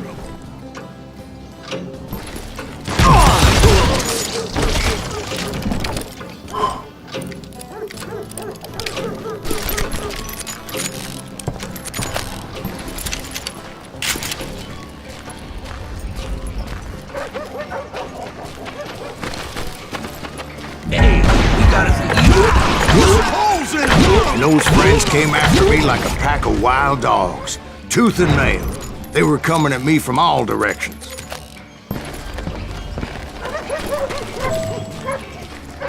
I caught sight of the Daltons running with the money and didn't want to lose them. Problem was, they knew the town better than I did. And to top it off, I found myself in the middle of another shootout entirely. Did the Daltons hole up in somebody's house? No, it was the Smiths, I believe. They were cousins of the Daltons, and they were shooting at the Browns, who were shooting at the Daltons, which wasn't any surprise, because those 2 families have been feuding forever. And since the Joneses are related to the Browns, they shot at the Smiths, pissing off the Heimhoffers, whose daughter recently married a Smith. Well, bullets were flying every which way as all the old feuds in Kansas caught fire all at once.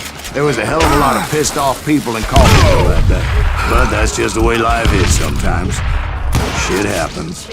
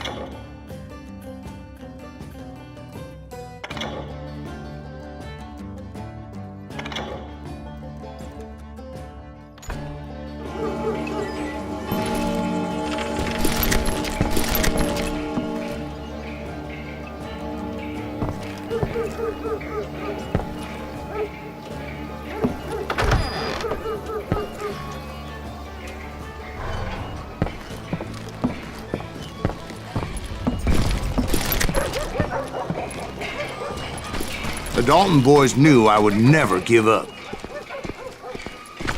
Those Daltons weren't the sharpest knives in the drawer, but they always stood together. They set a trap to slow me down and allow at least 2 of them to escape. The 3rd brother stayed behind to plant me, just in case that trap of theirs didn't work.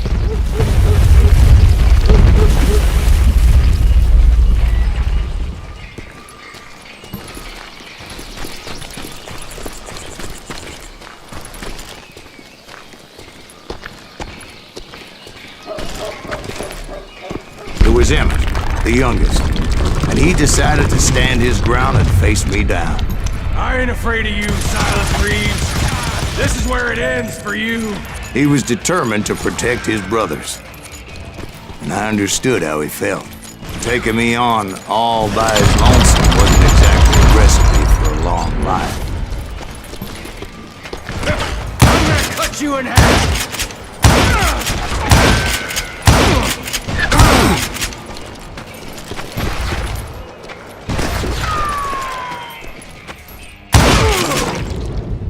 But Emmett Dalton survived the robbery in Coffeyville. He's the only Dalton who did.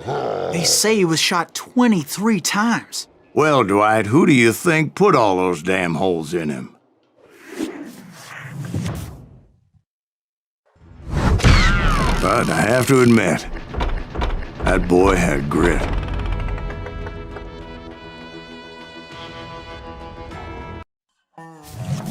We'll get those suckers! It took me a couple of days to track the Daltons down. They can't get away with this! And in that time, a whole posse of local vigilantes offered to lend a hand. We'll track him to the ends of the earth. They seemed as determined as me to find those outlaws.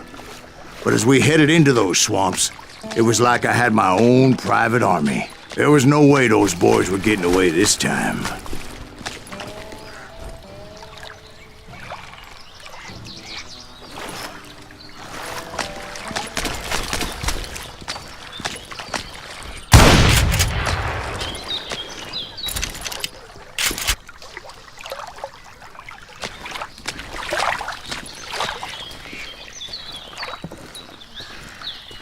It was early fall, right? Beautiful time of year. At least you had the weather on your side. Not by my recollection.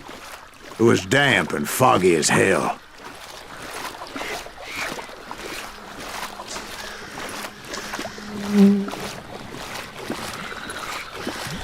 It was tough to stay on a true course, so we kept an eye out for landmarks.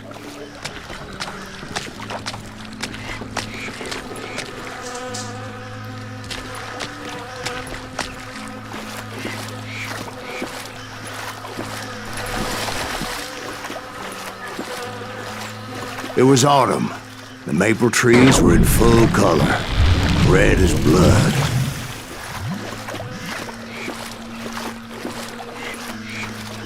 The rains that year were torrential, so the whole area was flooded. The vigilantes had spread out wide, and pretty soon I couldn't see anybody.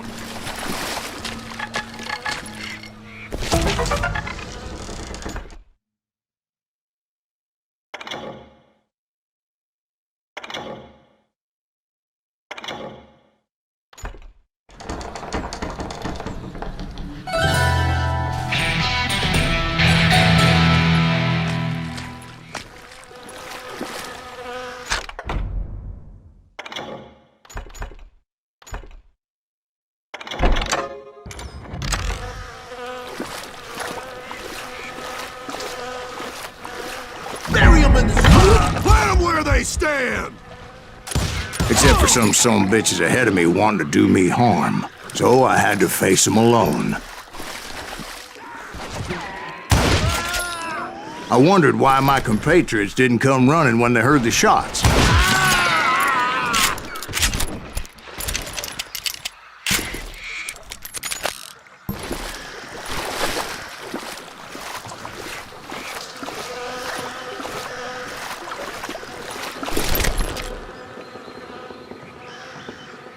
So did you find the Daltons? Not yet, but I did have the questionable pleasure of meeting a few of their friends.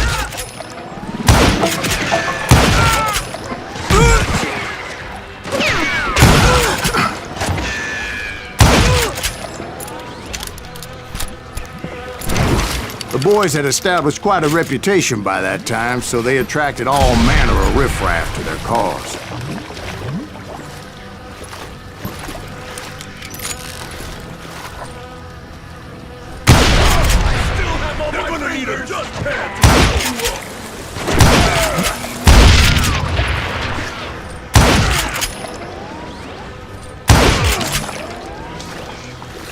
Let's see what you got.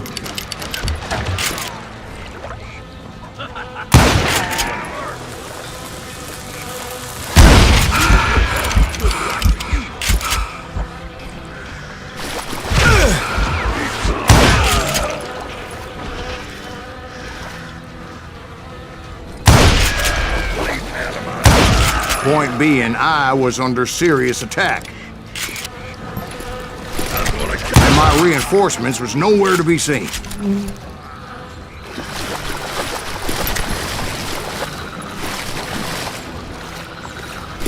Somebody kill that sumbitch!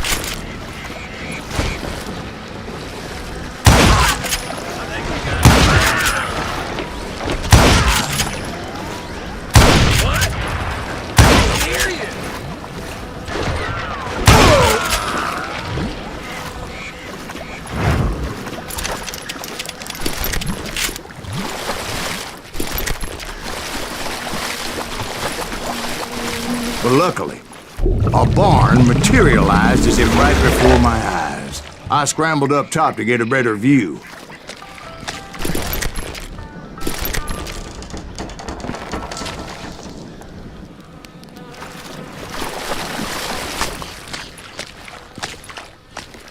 but just ended up falling inside. So, how did you get out? The barn doors was open. About right then, I saw some suspicious characters running for the bushes. Of course, I followed them. But that goddamn swamp was like a goddamn maze, and pretty soon I had no goddamn idea where I was. Steve? So I just started walking, and pretty soon...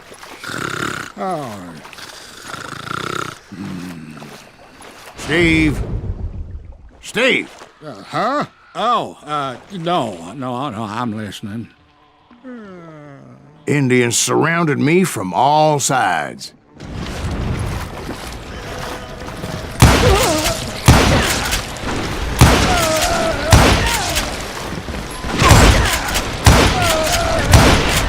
Indians? There were Indians? No. I just wanted to make sure Steve was paying attention. Now, where was I? You were following the Daltons through a swamp?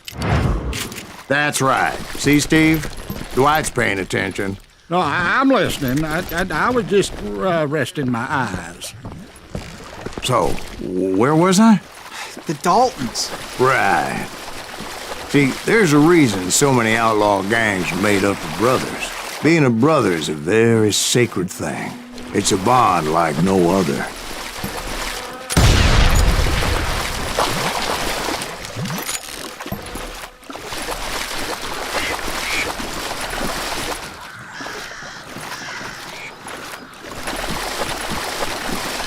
Bounty hunters! Stop that son of a bitch! So did you ever find the damn Daltons? Not yet, but I did find a few of their cousins. You Kansans breed like rabbits. More Smiths or Heimhoffers or who knows what. But hell, what's more important than family? I bet Ben knows what I'm talking about. Time for you to go.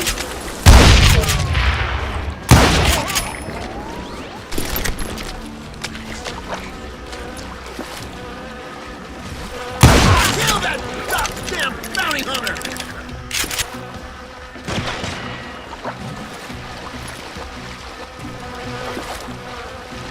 Can't beat us all!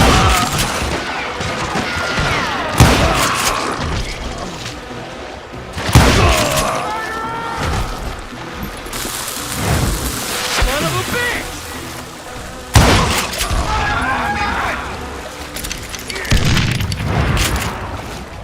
You can't get me.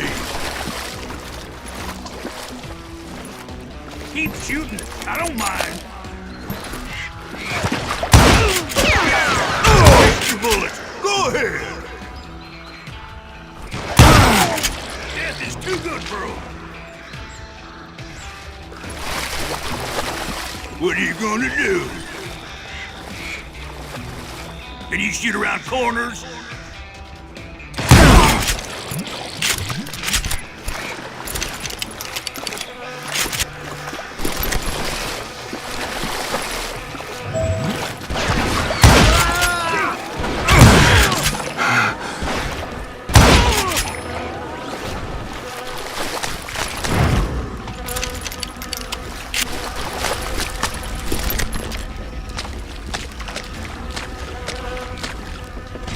Middle-eight that sucker!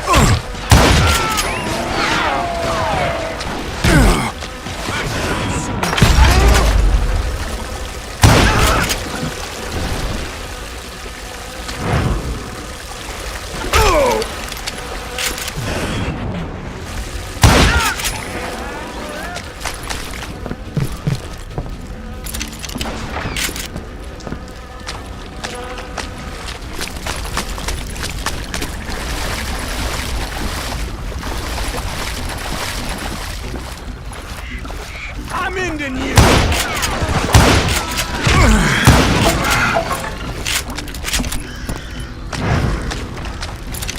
Ready to meet your maker. I knew those Dalton boys were out there somewhere, standing together against anyone who would threaten them.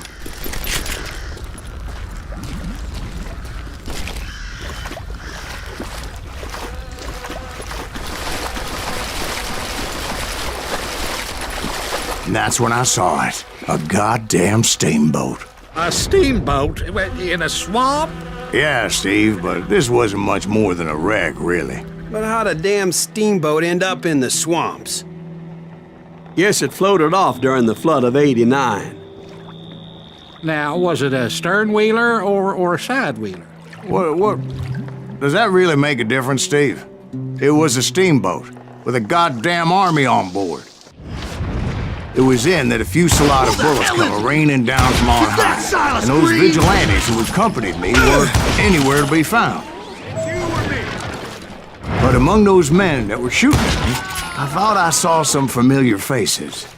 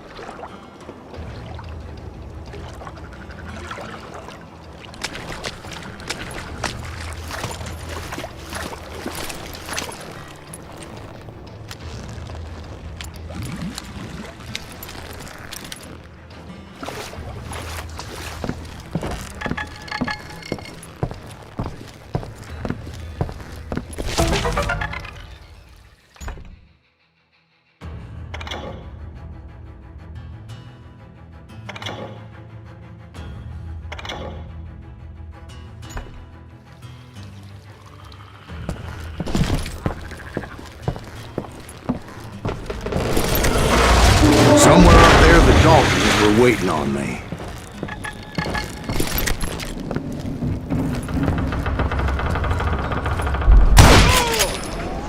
Sorry, son of a bitch!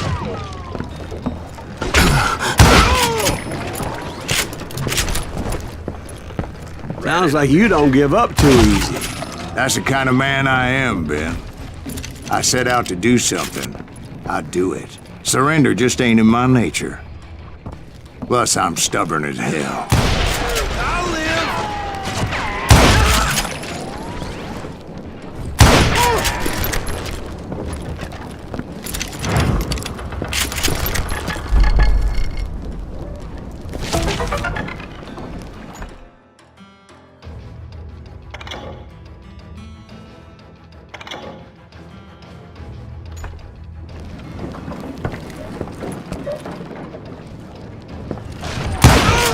You rule the day!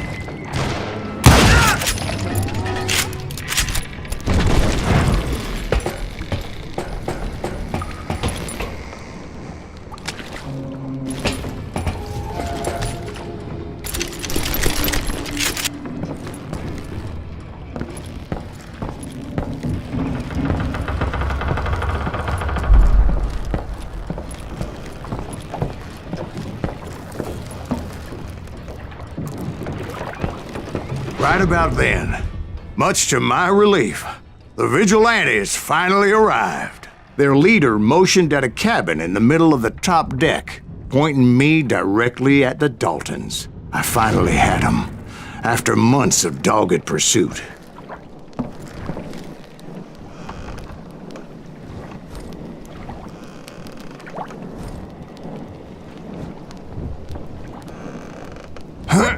Turned out that they had me. Take him out! I'm sending you to hell!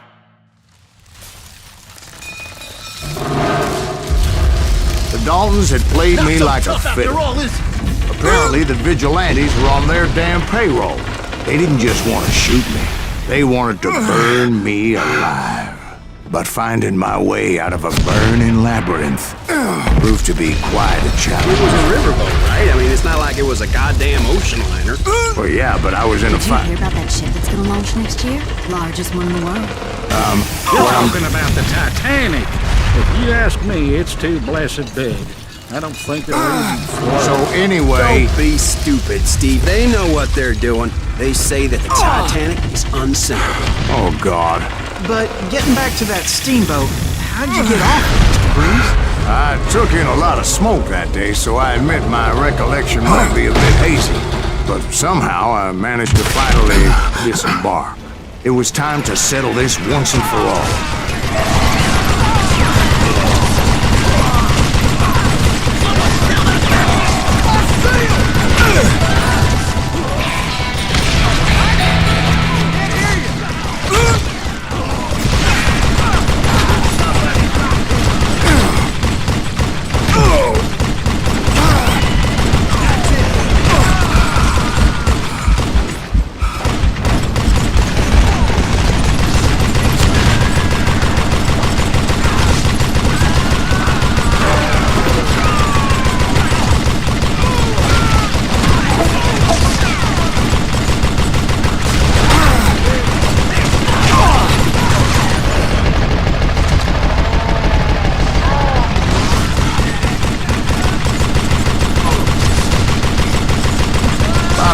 Weren't about to come at me one at a time.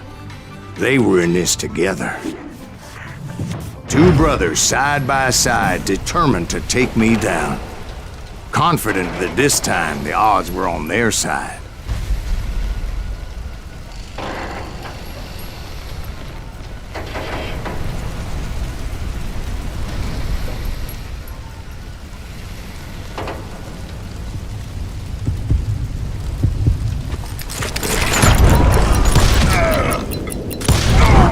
They got it wrong.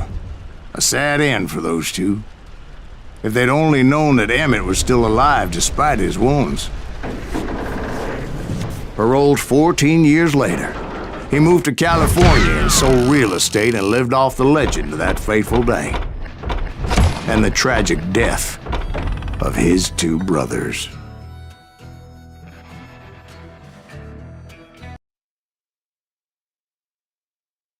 My own brothers died tragically as well, truth be told.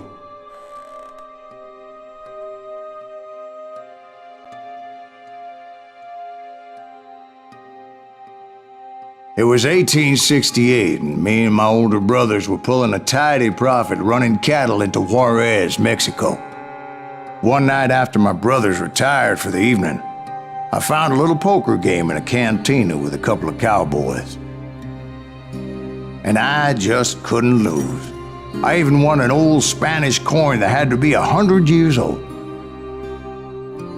Well, I was mighty pleased with myself the next morning as my brothers and I rode for Texas. But before we crossed the border, those cowboys caught up with us. It was Johnny Ringo, Roscoe Bob Bryant, and another asshole named Jim.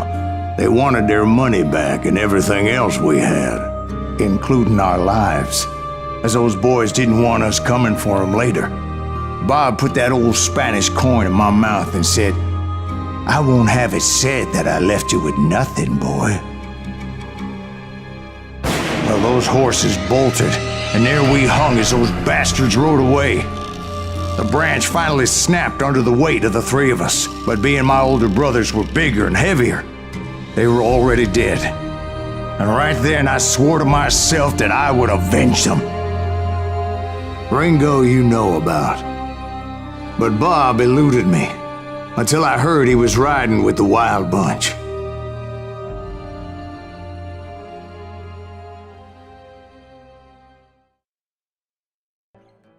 I'd been on their trail for months, ever since they left their hideout in the Bighorn Mountains. Led by Butch Cassidy, they were a loose association of outlaws who robbed banks and trains from Colorado to Montana. Among them was the Sundance Kid, and that murderous hombre I was tracking, Roscoe Bob Bryant. Were you a part of that giant Pinkerton posse after the Wild Bunch? No, boy. A circus like that would have slowed me down. Besides, I wanted Bryant all to myself. I'd heard about a large shipment of gold being transported to Wilcox, Wyoming on the Overland Flyer.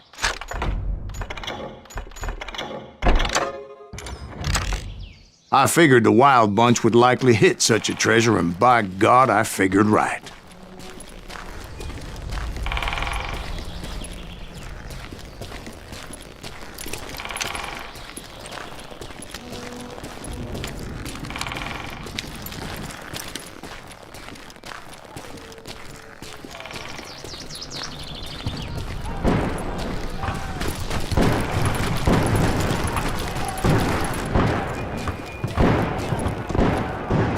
They blew the bridge with the intention of forcing the train to stop.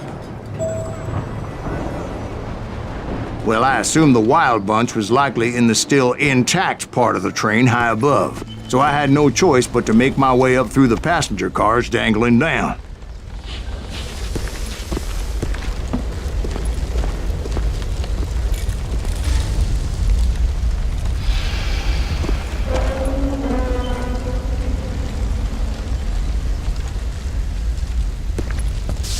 I was determined to make that sumbitch Bob pay for what he did to my brothers.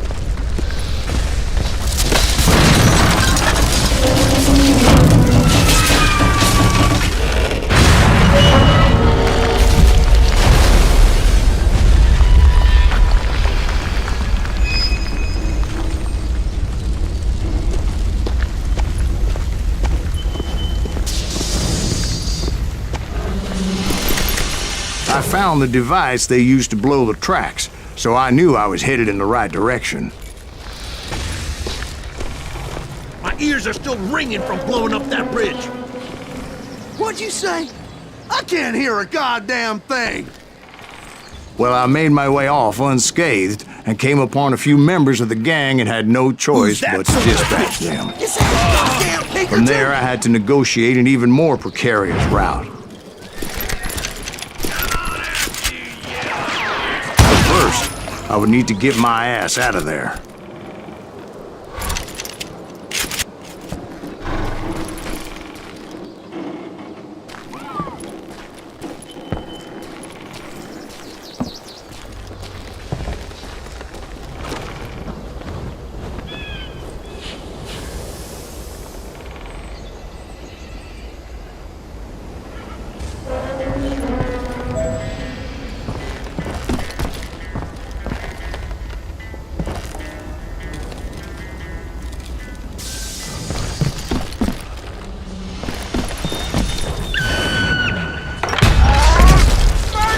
Jumped from the frying pan into the fire as the train was clearly fixing to fall.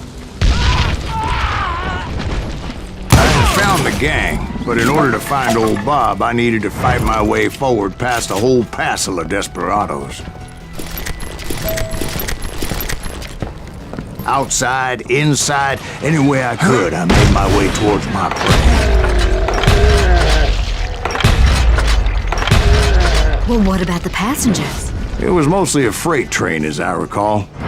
There were no passengers aboard that day. That's right. Run!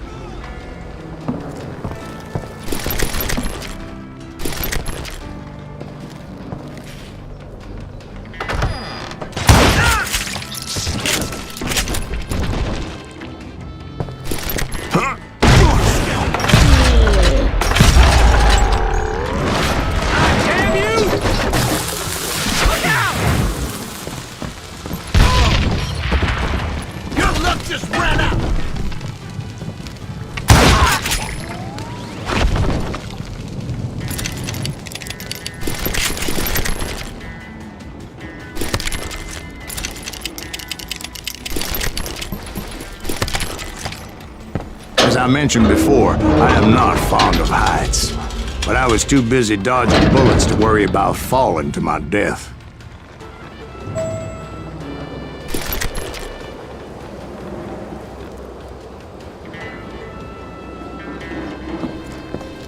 Odds were I was likely to die that day anyway. So I was determined to take down as many of those bastards as I could. You can't hide from me!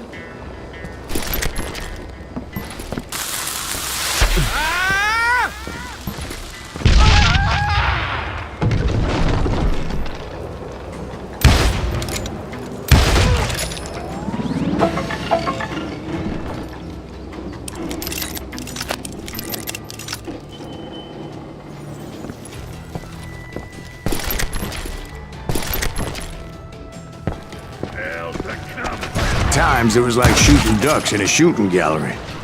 The only difference is these damn ducks shot back.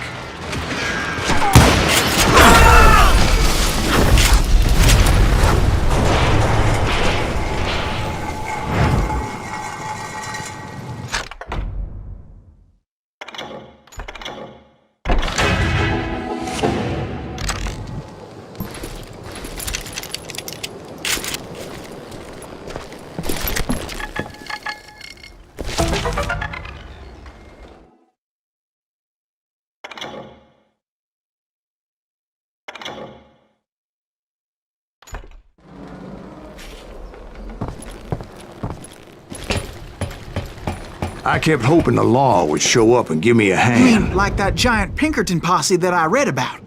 Did they come riding in, guns a-blazing to help?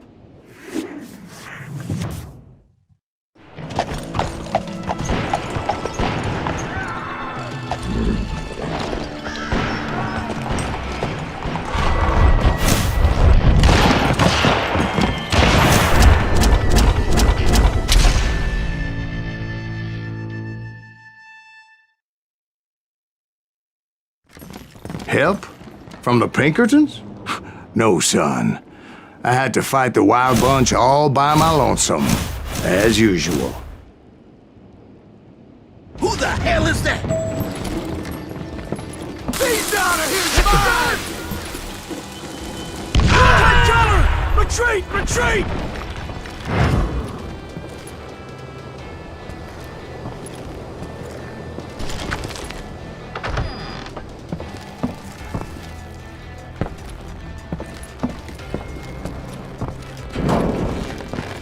He's killing everybody! Now you're dead. They'll kill us all! You maniac! Run! You ready for a battle?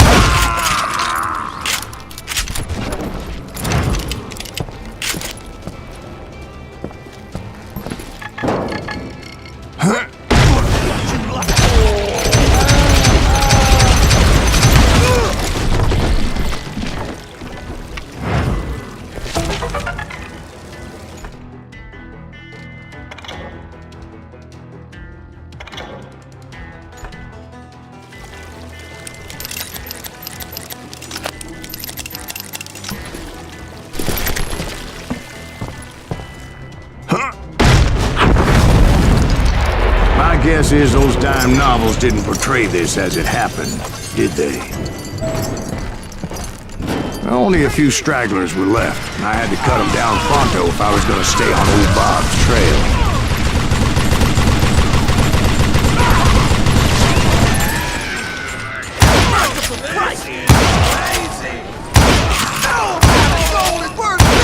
Don't he ever run out of bullets? Run, if you want to live! Dead, they're coming for you.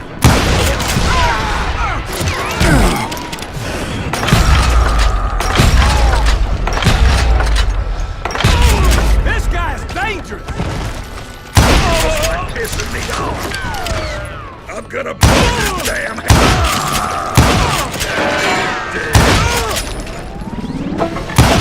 This is crazy!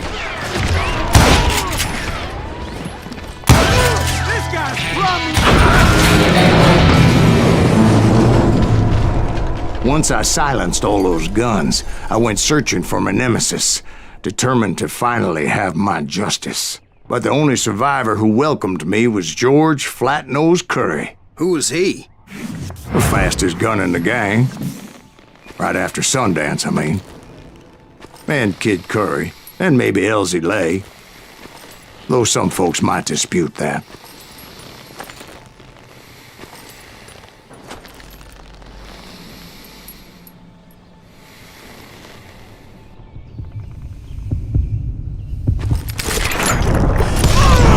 On that very same day, Butch Cassidy and the Sundance Kid decided to leave the Wild Bunch behind and decamped for South America.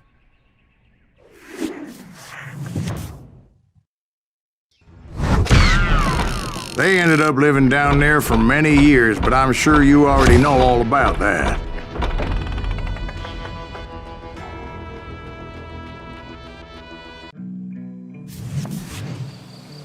I tried to find Bob Bryant, but it was as if he'd disappeared. Sometime later, I heard the Wild Bunch was back together. Kid Curry escaped from jail, and now he was running the whole shebang. So I took to their trail, as I was still in pursuit of my brother's killer and hoped that he was back with them.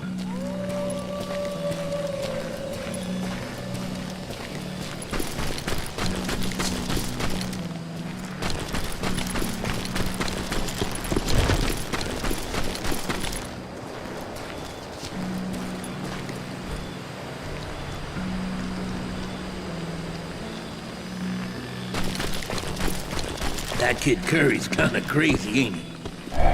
Don't let him hear you saying that. Anyways, I tracked those boys to a camp right outside Parachute, Colorado.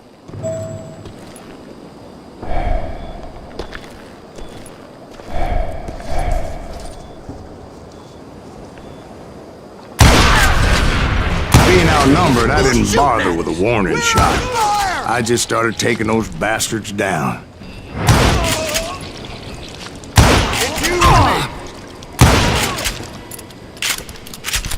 Old Bob wasn't among them, and neither was Kid Curry. I could sense him close by, however, plotting something nasty. I just needed a clue as to their whereabouts.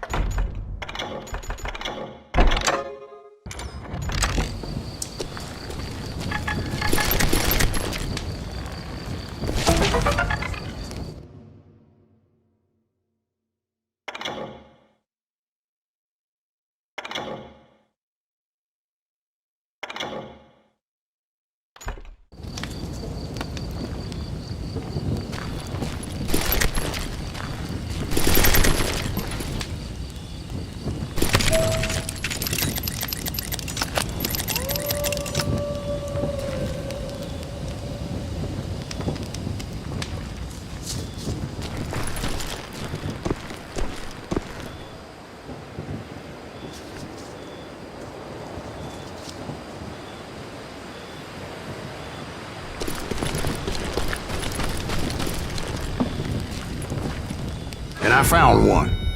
A map with their bold plan clearly marked. This time they were fixing to blow up a train trestle.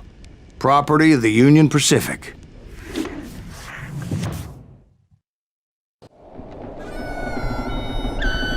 The plan clearly indicated how they were fixing to undermine several of the weakest wooden supports.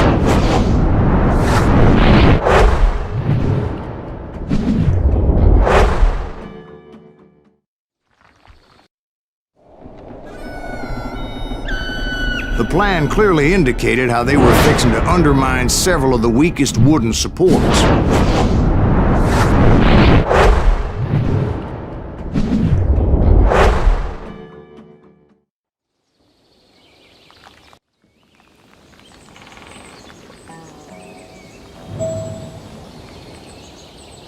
Kid Curry was considered the wildest of the Wild Bunch. It was said that he fathered 85 bastard children, though some say it was only 5.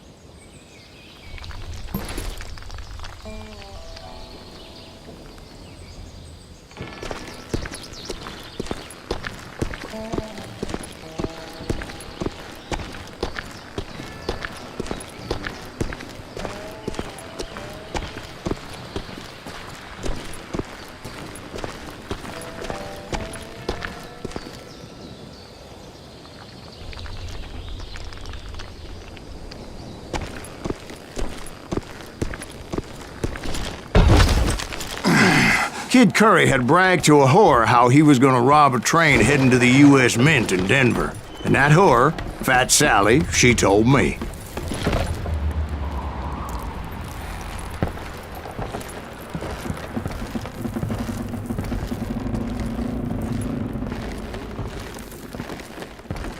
The bridge was rigged with dynamite, so I decided I'd best be careful confronting those bastards. A moment later, I saw a ladder that somehow had escaped my attention. Don't you blow us up now. Don't worry, I know what I'm doing.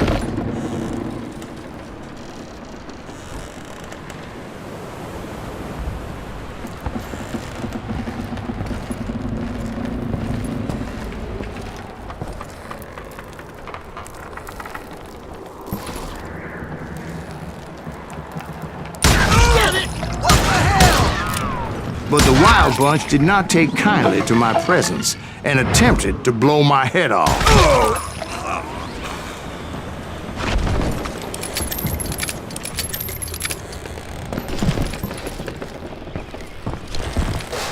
It appeared the kid had found a number of new recruits to bolster their ranks. Guess there's always desperate men willing to trade their lives for stolen treasure. What happened next? Well, having removed the first bundle of dynamite, I decided I might as well remove the other one. Once that was done, I figured I'd find my way from there.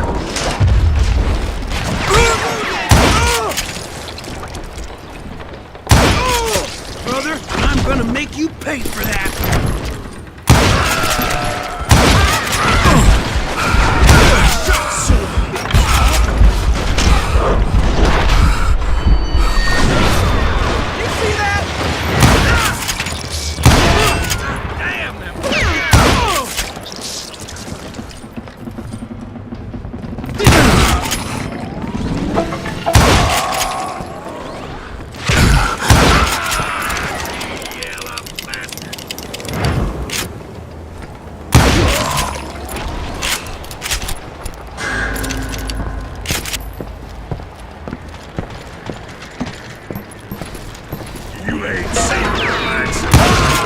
So, what happened then? Had to remove more of that damn dynamite.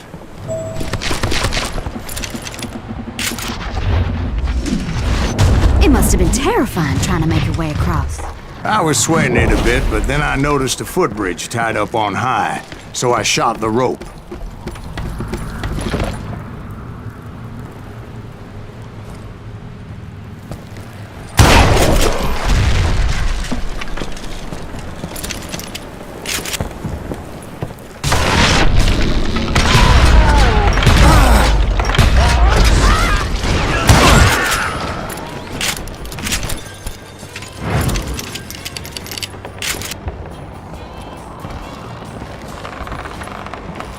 So that was all the dynamite? Funny you should mention that, darling. As actually there was a fourth charge impeding my progress.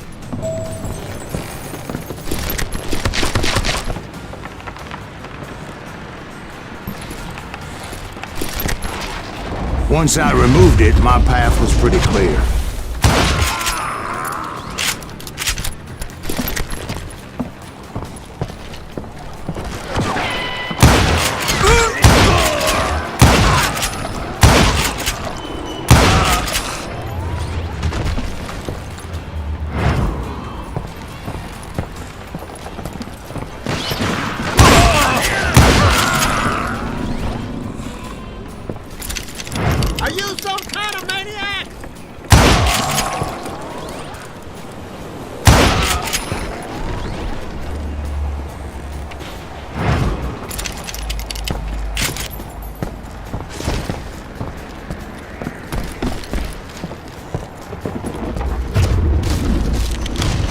So I proceeded onward and realized that that way just wasn't gonna work. I needed an alternate path forward.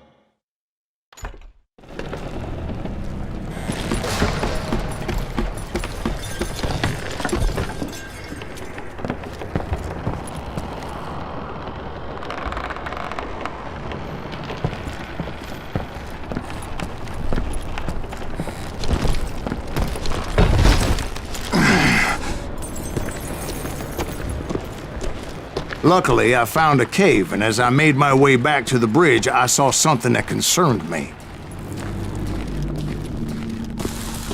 It was a long burning fuse, and it was moving fast as hell. I had to catch it.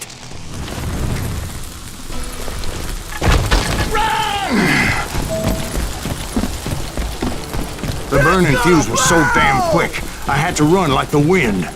I almost had it, but no.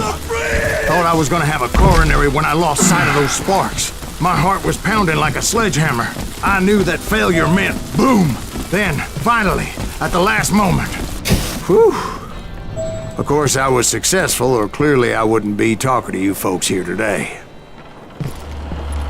Naturally, I removed the last dynamite charge. Well, it was a touching reunion.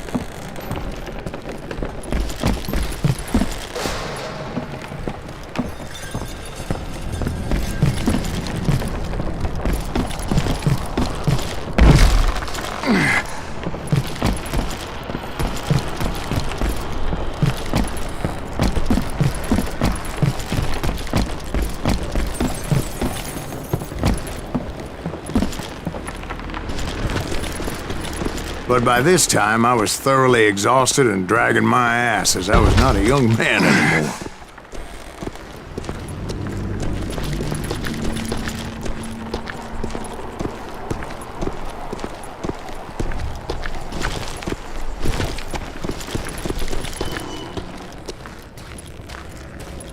Kill that SOB!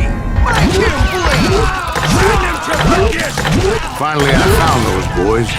Or more precisely, they found me. Hell is that guy? Tracer? Sorry ass nigga! Nuttier than a damn fruitcake! Ain't no place to hide. Just when I thought things couldn't get worse, Kid Curry opened up on me with a goddamn Gatling gun. It was hidden in this tunnel and pretty well shielded.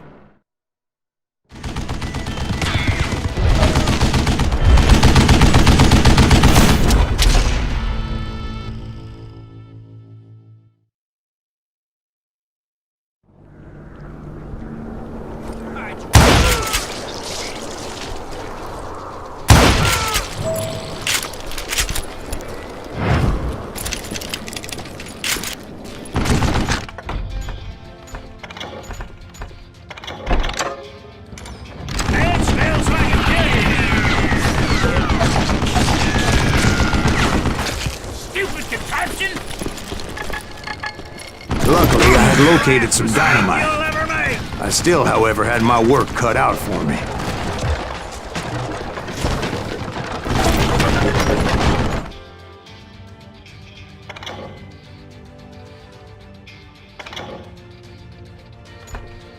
You know who I am?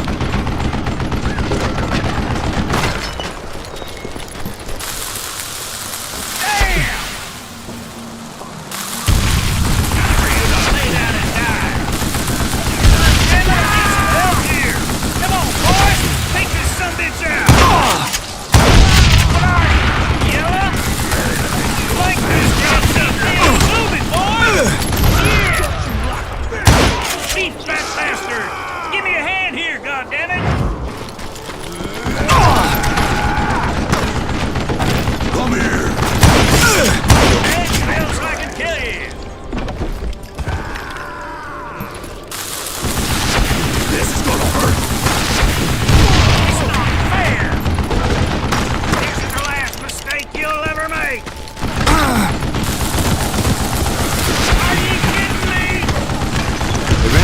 brought that tunnel down. And that's when I met Kid Curry himself. He had decided to stop pussyfooting around and deal with me personally.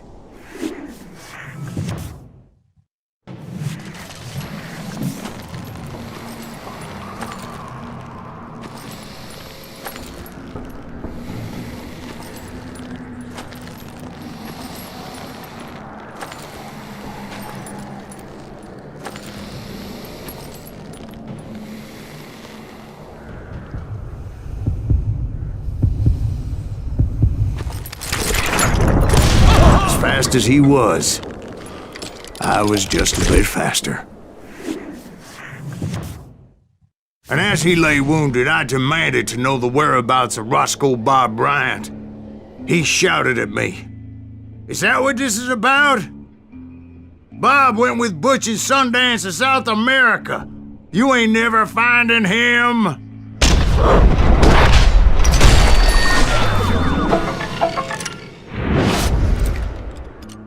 Those were his last words.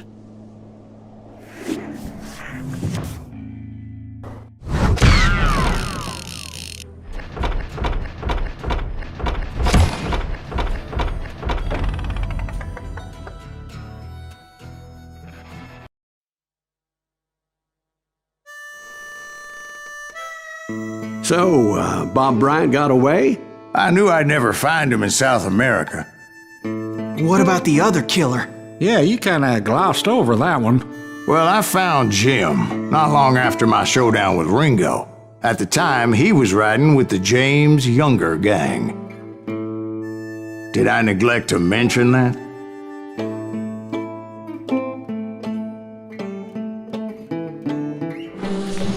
Jesse James? The greatest outlaw who ever lived? Jesse and his kin rode with Quantrill when he raided Lawrence, Kansas, and killed near 200 people, boy. Nothing great about that. And from there, him and his brother went on to rob banks and trains from Kansas to Missouri. Which is why there was such a rich bounty on their heads. 40 grand for both of them, dead or alive. That's one hell of a payday.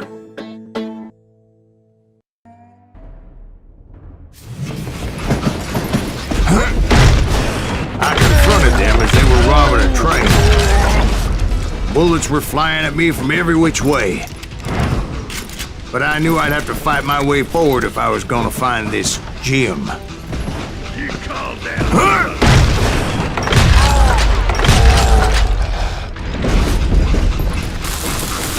Stop that.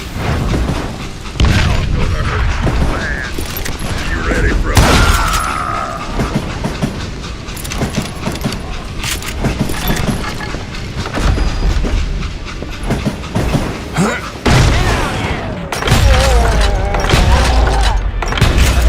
Now wait a second. How'd they stop this train in the first place? Well, the James boys were experts at this.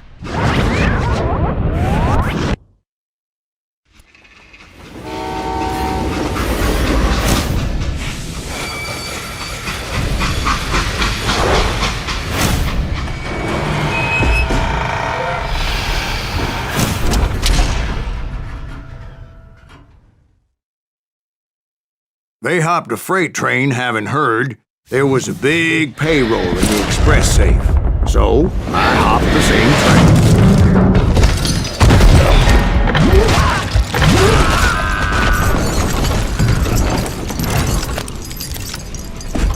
The James Younger Gang was decimated after that little fiasco they had in Northfield, Minnesota. So Jesse needed more men and took on the killer I was after, along with a host of others. I was hoping to find my man and put a bullet in his head. Climbing around that train, I must have swallowed 100 damn bugs before I reached that... James Younger Gang pulled the first train robbery west of the Mississippi. Sounds like you hold them in high regard. Everyone knows they were the most famous outlaw gang ever. And you took them all on by your lonesome. Again. I'm finding this all a little hard to swallow, friend. Well, maybe you need to wash it down with some whiskey. By the way, did I mention that that train was flying down those tracks like a bat out of hell?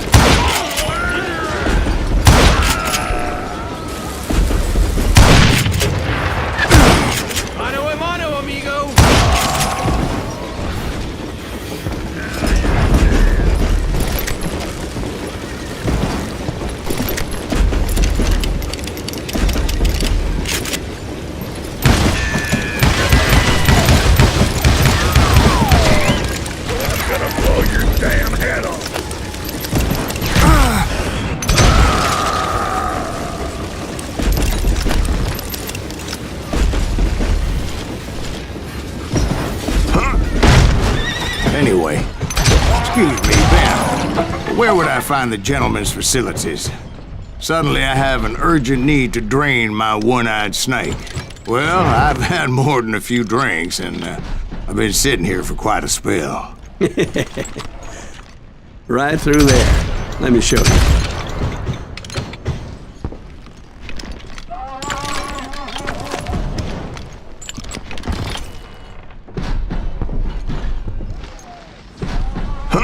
I never heard so much malarkey in my life. You think he's bullshitting us? You don't think he's Silas Greaves? I think he's just some old drunk looking for some free liquor.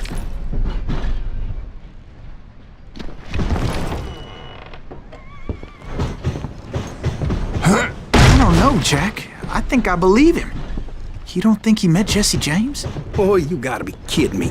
That story makes no sense at all. Jack. I mean, you gotta be 2 bricks short of a load to believe that cock and bull story. I don't agree. Jack, lay off the bar. But you seriously think that tired old man went toe-to-toe with Jesse James? Well, that's better. Did I mention that this Jim was married to the infamous Belle Starr? Of course, I didn't learn that until later. Anyway, I made my way forward the best I could. Around the sides, over the roof.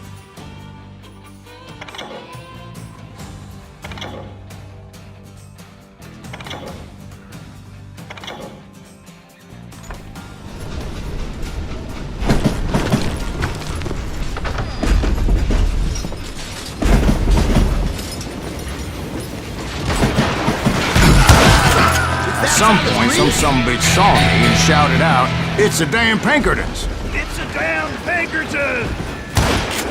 I never worked for that lying cocksucker, but I guess they assumed I was one of his assassins. Those evil bastards firebombed Jesse's mother's house and killed his stepbrother. So it's no wonder each and every asshole on that train wanted me dead. Everybody's always mistaking you for somebody else, aren't they? Why is that, I wonder? Don't rightly know, Jack. I'm just telling you how I remember it. I bet you are.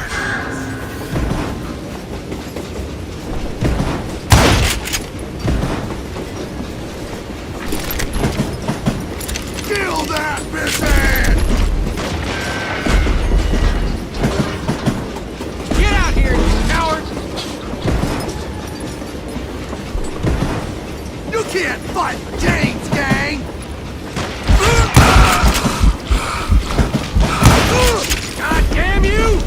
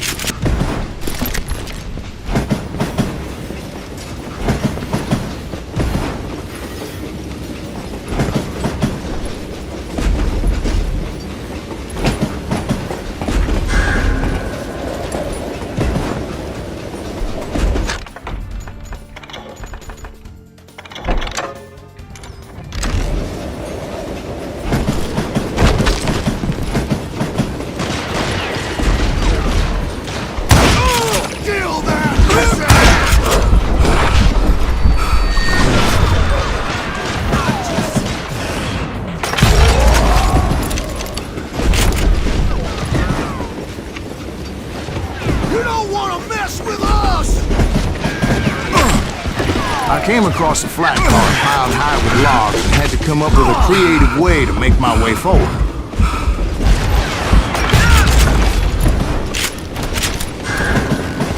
I wondered if I was ever going to find the front of that train, or the bastard I was after. Right about then, I was attacked by some asshole on a Gatling gun. Yeah, seems like you run into a lot of them.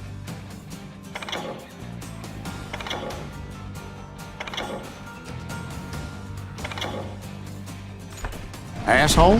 Gatling guns. Yes, I did. Now, I don't remember how I took it out. It was either a bullet or dynamite. Where would you find dynamite? Does it really matter, Jack? You're messing with the flow of the story here.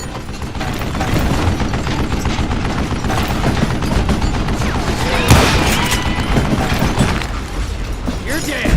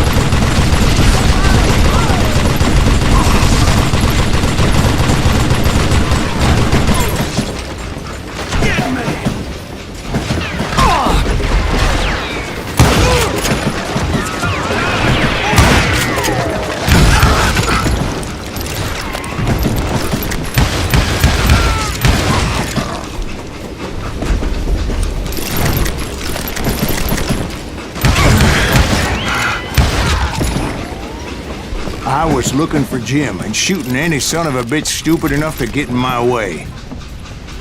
And that included Jesse James himself.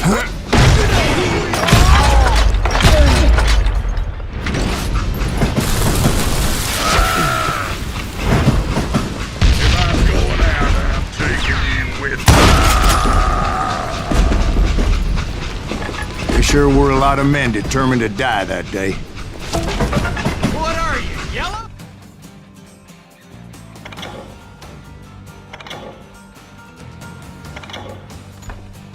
You can't fight James Gang!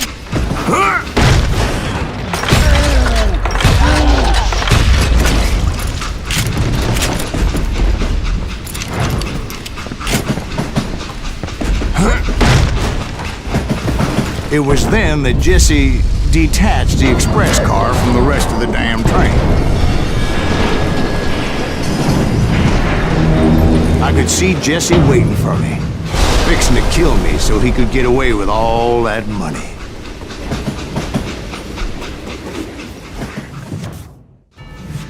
You had a showdown with Jesse James? Of course he didn't. Everybody knows that Jesse was killed by Bob Ford. Yeah, Jesse went out like John Wesley Hardin. Coward shot him in the back of the head. Guess it doesn't matter how far you run, does it, Ben? Your past always catches up with you.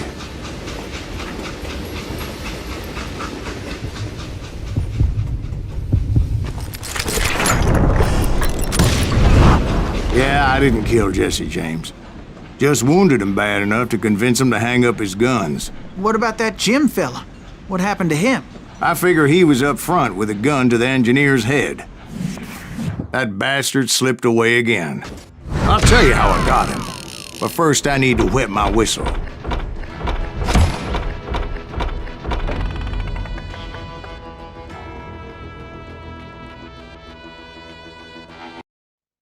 After my showdown with Jesse, I continued to track his brother, Frank, and that sumbitch Jim.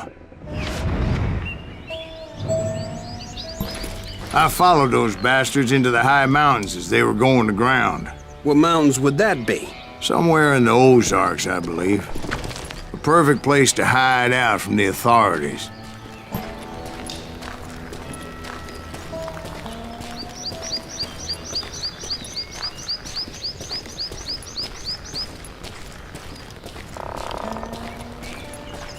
In fact, before I could find them, some Indians who fled the res and were hiding out from the military found me first. They probably thought I was a cavalry scout and didn't want me telling the military where they were. Indians? Yeah, they could have been Cheyenne, but there was all sorts of renegades roaming the landscape back then.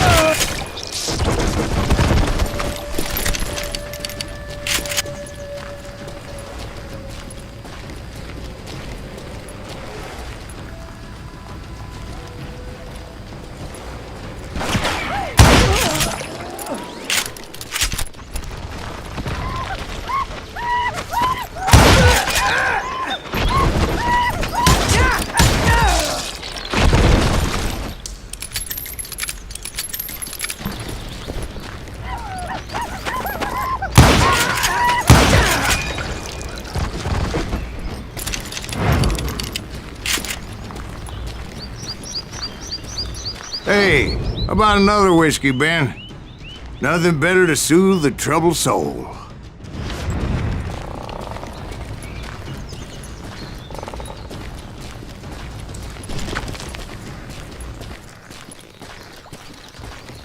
Now, where was I? Indians, right.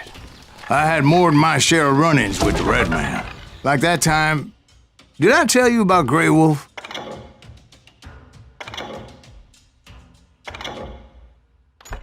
Yes, sir. You did. Ah, of course I did. In fact, I can still remember that old medicine man's words to me.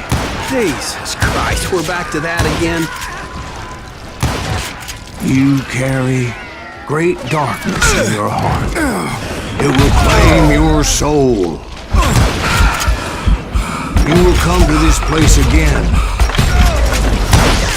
and kill many more men, and the darkness will grow until it consumes everything you are.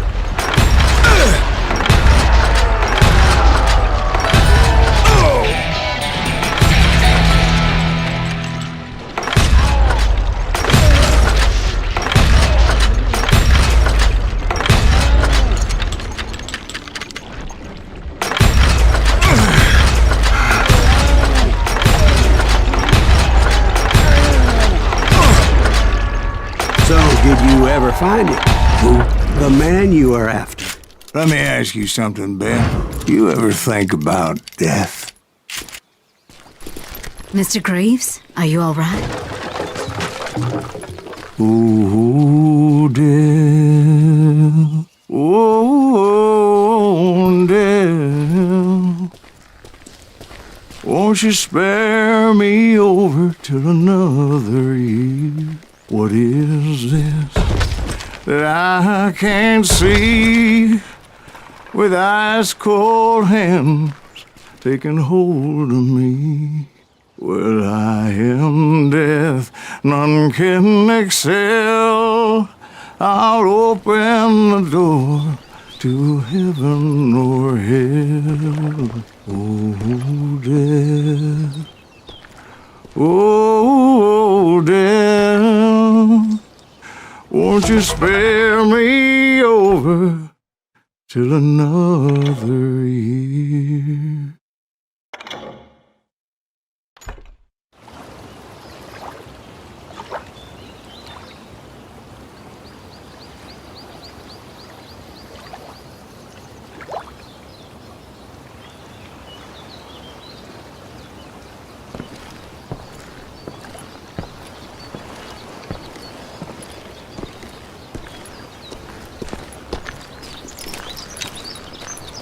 Oh, death, someone would pray. Could you wait to call me another day?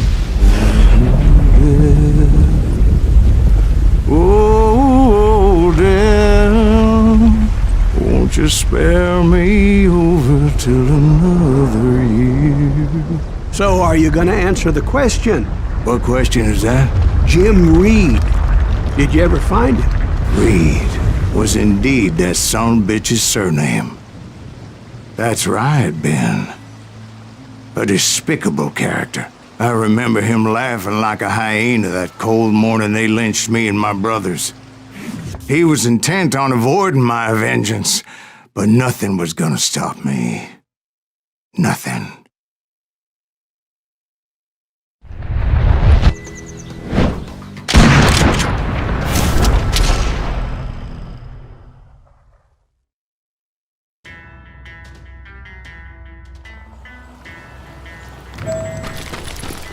I finally did track those outlaws down. They had long rifles with scopes and were well positioned to pick off any poor soul who came anywhere close.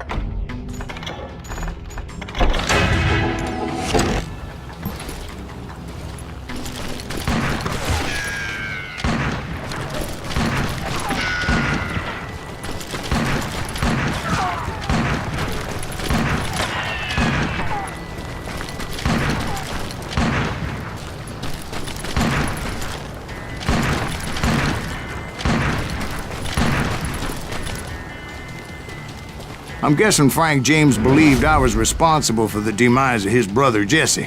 I couldn't really disagree with the man, as I thought Jesse was dead then as well. He backed off as I closed in on him, but he was still intent on killing me. And when I closed in on him again, he backed off again, looking for a better angle on me.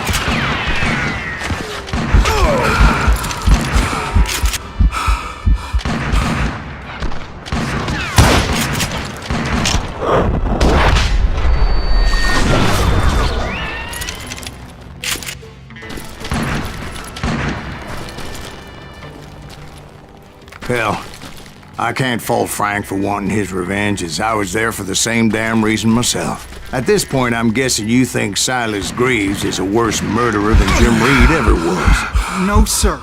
A man who spent half his life killing somebody's brothers, fathers, sons.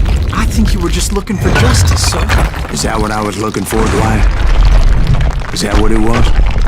Justice?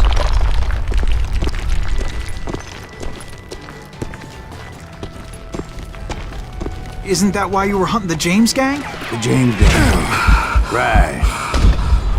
I finally found Frank holed up in his mountain cabin, and he was determined to have me dead. It was a pitched battle that could have gone either way. Luckily, I had some dynamite in my possession. Dynamite? Take him out! On your person? A few sticks, just in case. It's always good to be prepared. Right. I'm just laying out the facts as I remember them, Jack.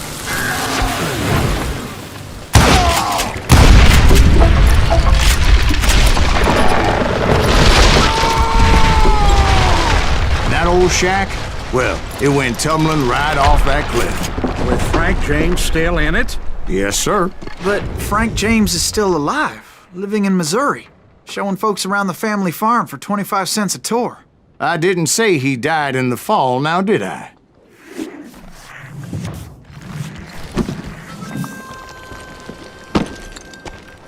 I'm done with this damnable outlaw life! Kill me, don't kill me, do what you will! At this point, I just don't give a shit! I explained to Frank that I had nothing against him personally and that I was looking for someone else. You want Reed? Have at him. I never did like that bastard. I am done here. We parted in peace as Frank pointed out the path to my prey before making his way back down the hill.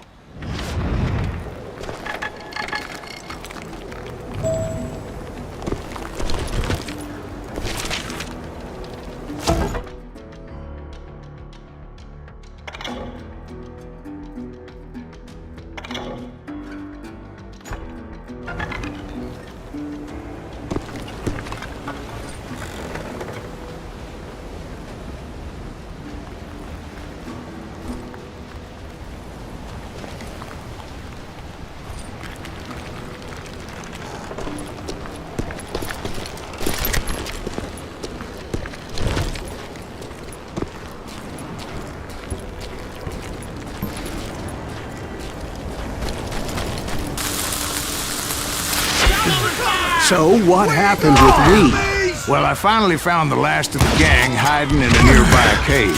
First, I had to dispatch the lookouts, as I was determined not to let that murderer escape my revenge again. But rather than wander in willy-nilly, I decided it would be better to smoke that sumbitch out. "Hey, Reed!" I shouted. "No wonder you're so ornery. Can't be easy being married to Belle Starr. While you're off providing for the family, she's spreading her legs for every Tom, Dick, and Cole Younger. Not an attractive woman exactly, but very friendly. At least she was to me." Son of a bitch! It was then that the last bunch of bandits jumped out of hiding.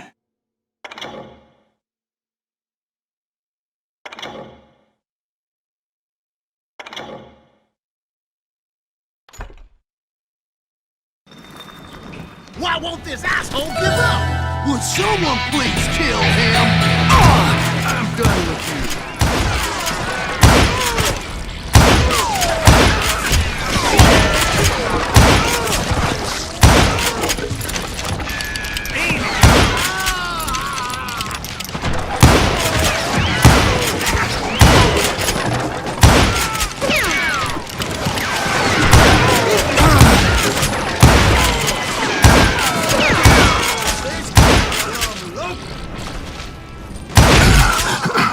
Eventually, it was just me and Reed.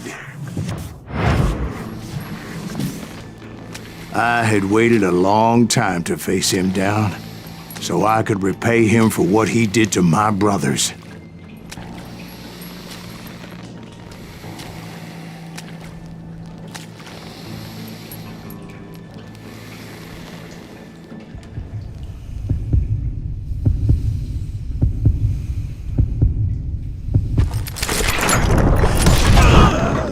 And repay him I did.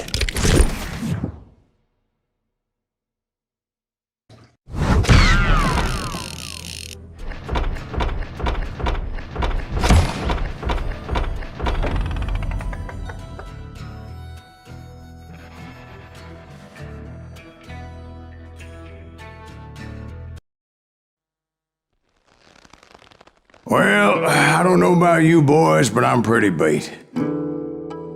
Well, it's too damn bad you never found that Bob character. Seems a shame he never had to pay. Well, funny thing about that, I did have one more chance at him.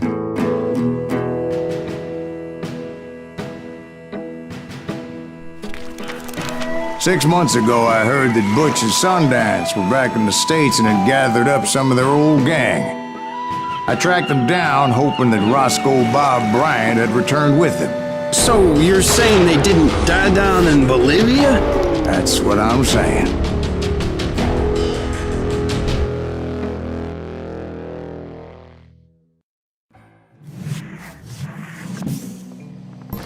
"40 years I had waited to get my hands on the last of my brother's killers. Not even an army of demons could have stopped me now.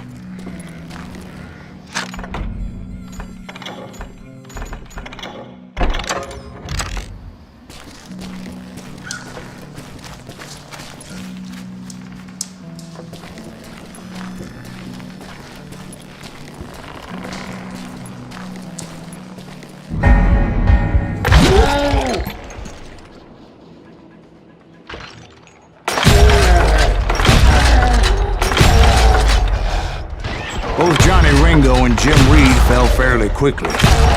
But the last one, Roscoe Bob Bryant, that son of a bitch had managed to escape my vengeance time and time again.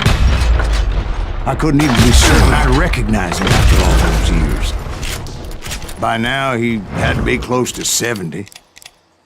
For all you know, he could have been dead. That thought had indeed crossed my mind, as did others. For instance, did my thirst for vengeance turn me into something worse than the man I was after? By this point in my storied career, I had killed more men than Bob Bryant ever had. I was furious as hell at that bastard for making me who I am.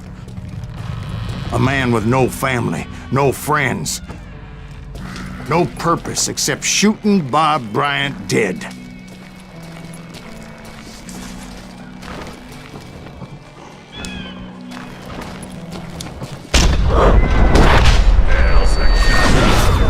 That doesn't even make sense. Nothing could stop me from taking his life. I'd been after that killer forever. From the time I rode with Billy the Kid. But that chapter of my story you already know. Chapter of that fairy tale, you mean?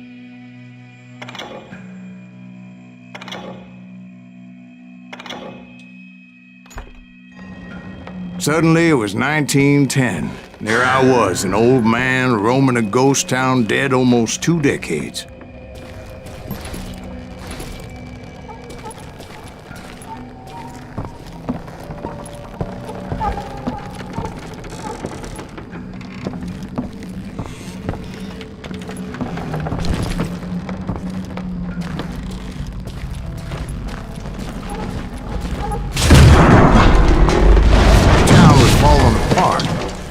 Just like me.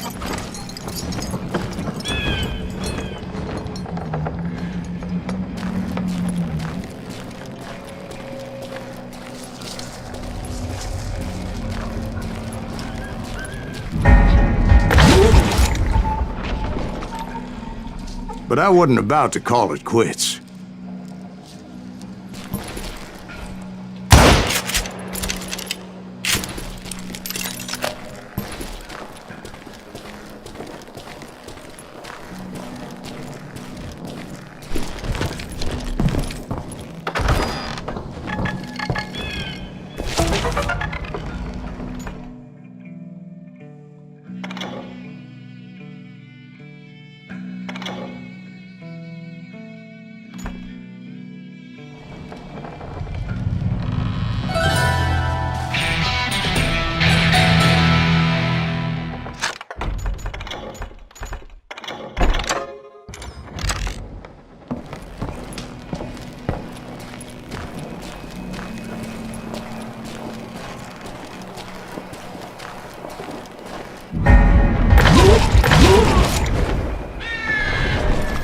Even though the ghosts of my dead brothers were begging me to end what I started so long ago. Mr. Greaves, are you all right? Would you like some water? The Wild Bunch knew I was there. They were after a treasure they had hidden before they fled, buried in the grave of a dead amigo. Some folks think the town is haunted, so they figured there wouldn't be many people poking around.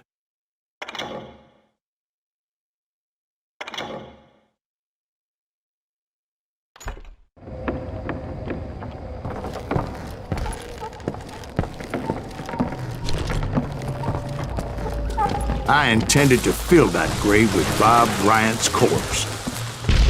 But like I said, the bandits knew I was on to them. They lured me in and hit me with everything they had.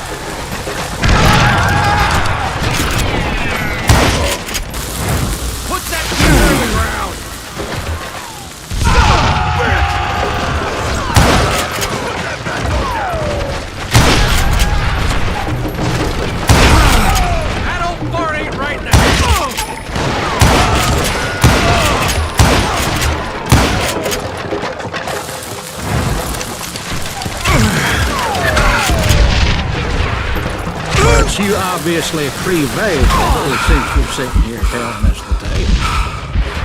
Actually, in that moment, I did not prevail. So I suppose we're talking to a ghost. Funny you should put it like that, Jack.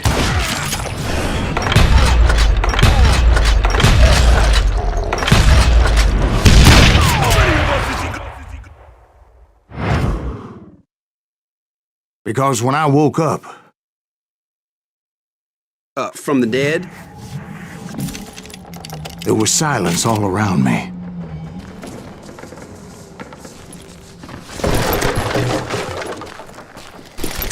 I could swear to God I saw Billy then.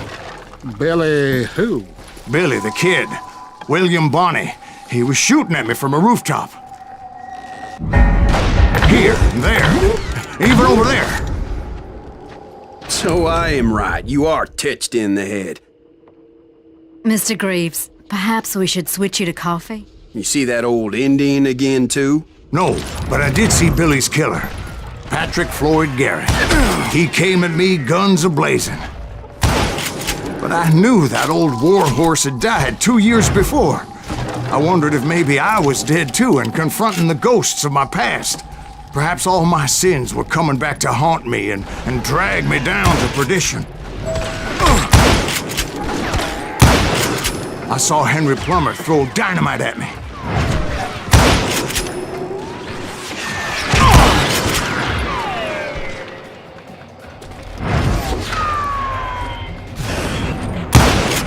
And in the gates of the cemetery, I saw John Wesley Hardin, just like I remembered him.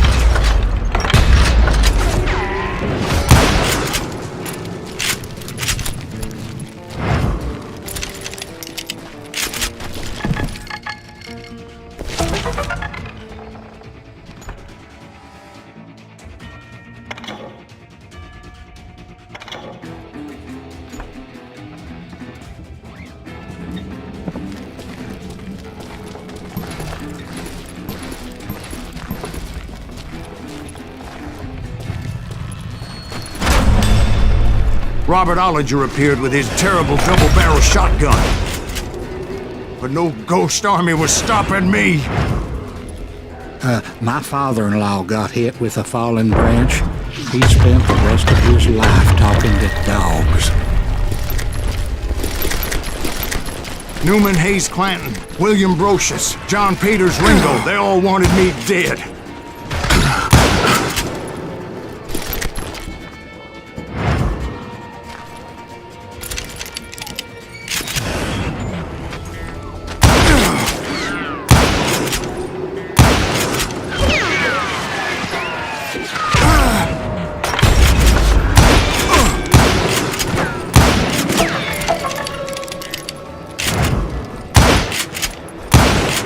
The Dalton brothers, Robert and Grattan, guardians of the Garden of the Dead.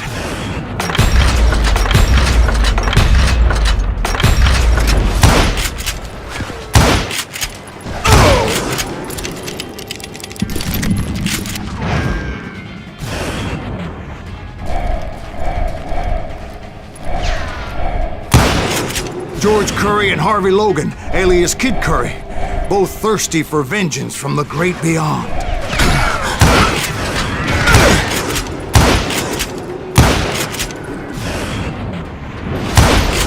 Jesse, Woodson, James, and Jim Reed.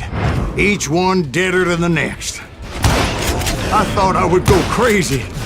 Thought?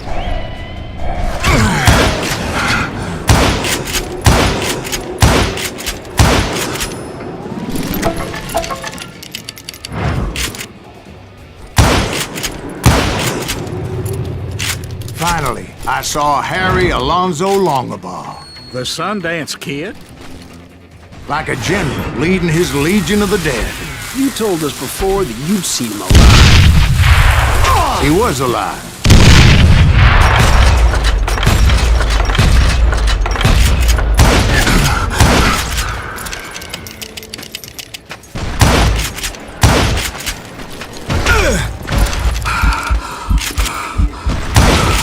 Then I heard a voice call to me from afar. It was Robert Leroy Parker, a.k.a. Butch Cassidy, coming at me from out of the fog.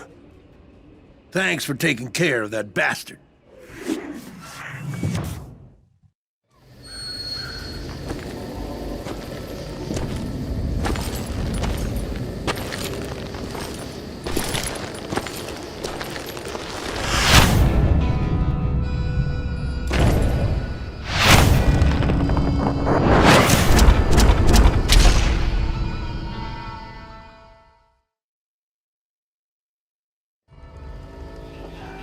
But the kid wasn't quite deceased. Not yet. Takes more than one little bullet to kill the likes of me, partner. Those two looked like they hadn't seen each other for quite a while. Clearly, they were no longer amigos. Shit. I was hoping I wouldn't have to kill you. You won't have to, Butch. I'm killing you first. I asked them about Bob Bryant, but they were too busy with their own heated conversation. Let me get this shit straight. You want my money and the love of my life? You frittered it all away, Butch. Eda's mine. And so is that damn money. I didn't want to shoot anybody until I had an answer to my question, but those boys didn't give me much of a choice.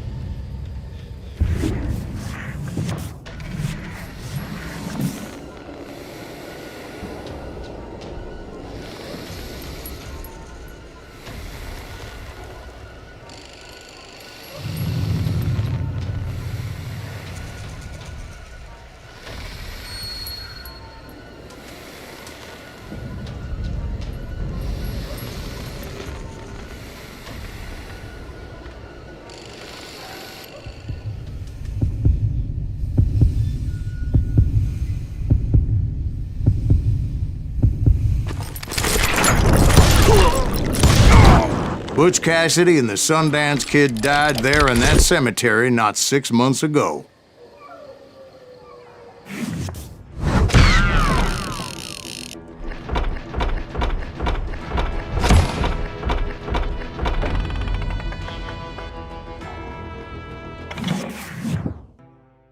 Butch Cassidy and the Sundance Kid were killed by the Bolivian army. Everybody knows that. That's the legend, but it ain't the truth. So, you never found Bob? There is no Bob. This old sumbitch ain't even Silas Greaves. Sir, is that true? Have you been pulling our legs this whole time? Well, not the whole time. Oh man, I think you've worn out your welcome here. Maybe you're right, Jack.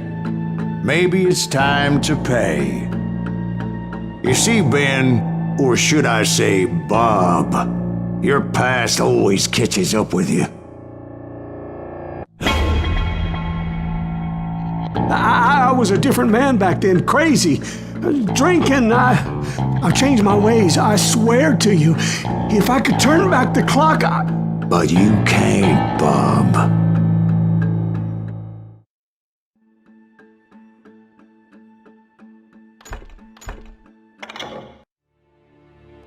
Why'd you toy with me like that? Telling those tales, knowing all along. Why not just lay your cards on the table? Wanted to suss you out, Bob. See what kind of man you turned out to be. Maybe prod you into drawing on me. See, all those years on your trail turned me into a killer. Can't even remember who I was before you tried to murder me. You, on the other hand, walked that very same path in exactly the opposite direction. What do you mean by that? You think your life is worth sparing, Bob? Boy, what's your name again? It's Eisenhower, sir. Dwight Eisenhower. What do you plan to do with your life, Dwight Eisenhower? Tomorrow I'll be leaving for West Point, sir. So, you want to be a soldier? Well, then do it right, son. Don't tear down the world out of anger and spite like I did. You build it up. You do something decent with your life, you hear me? Sir? Yes, sir.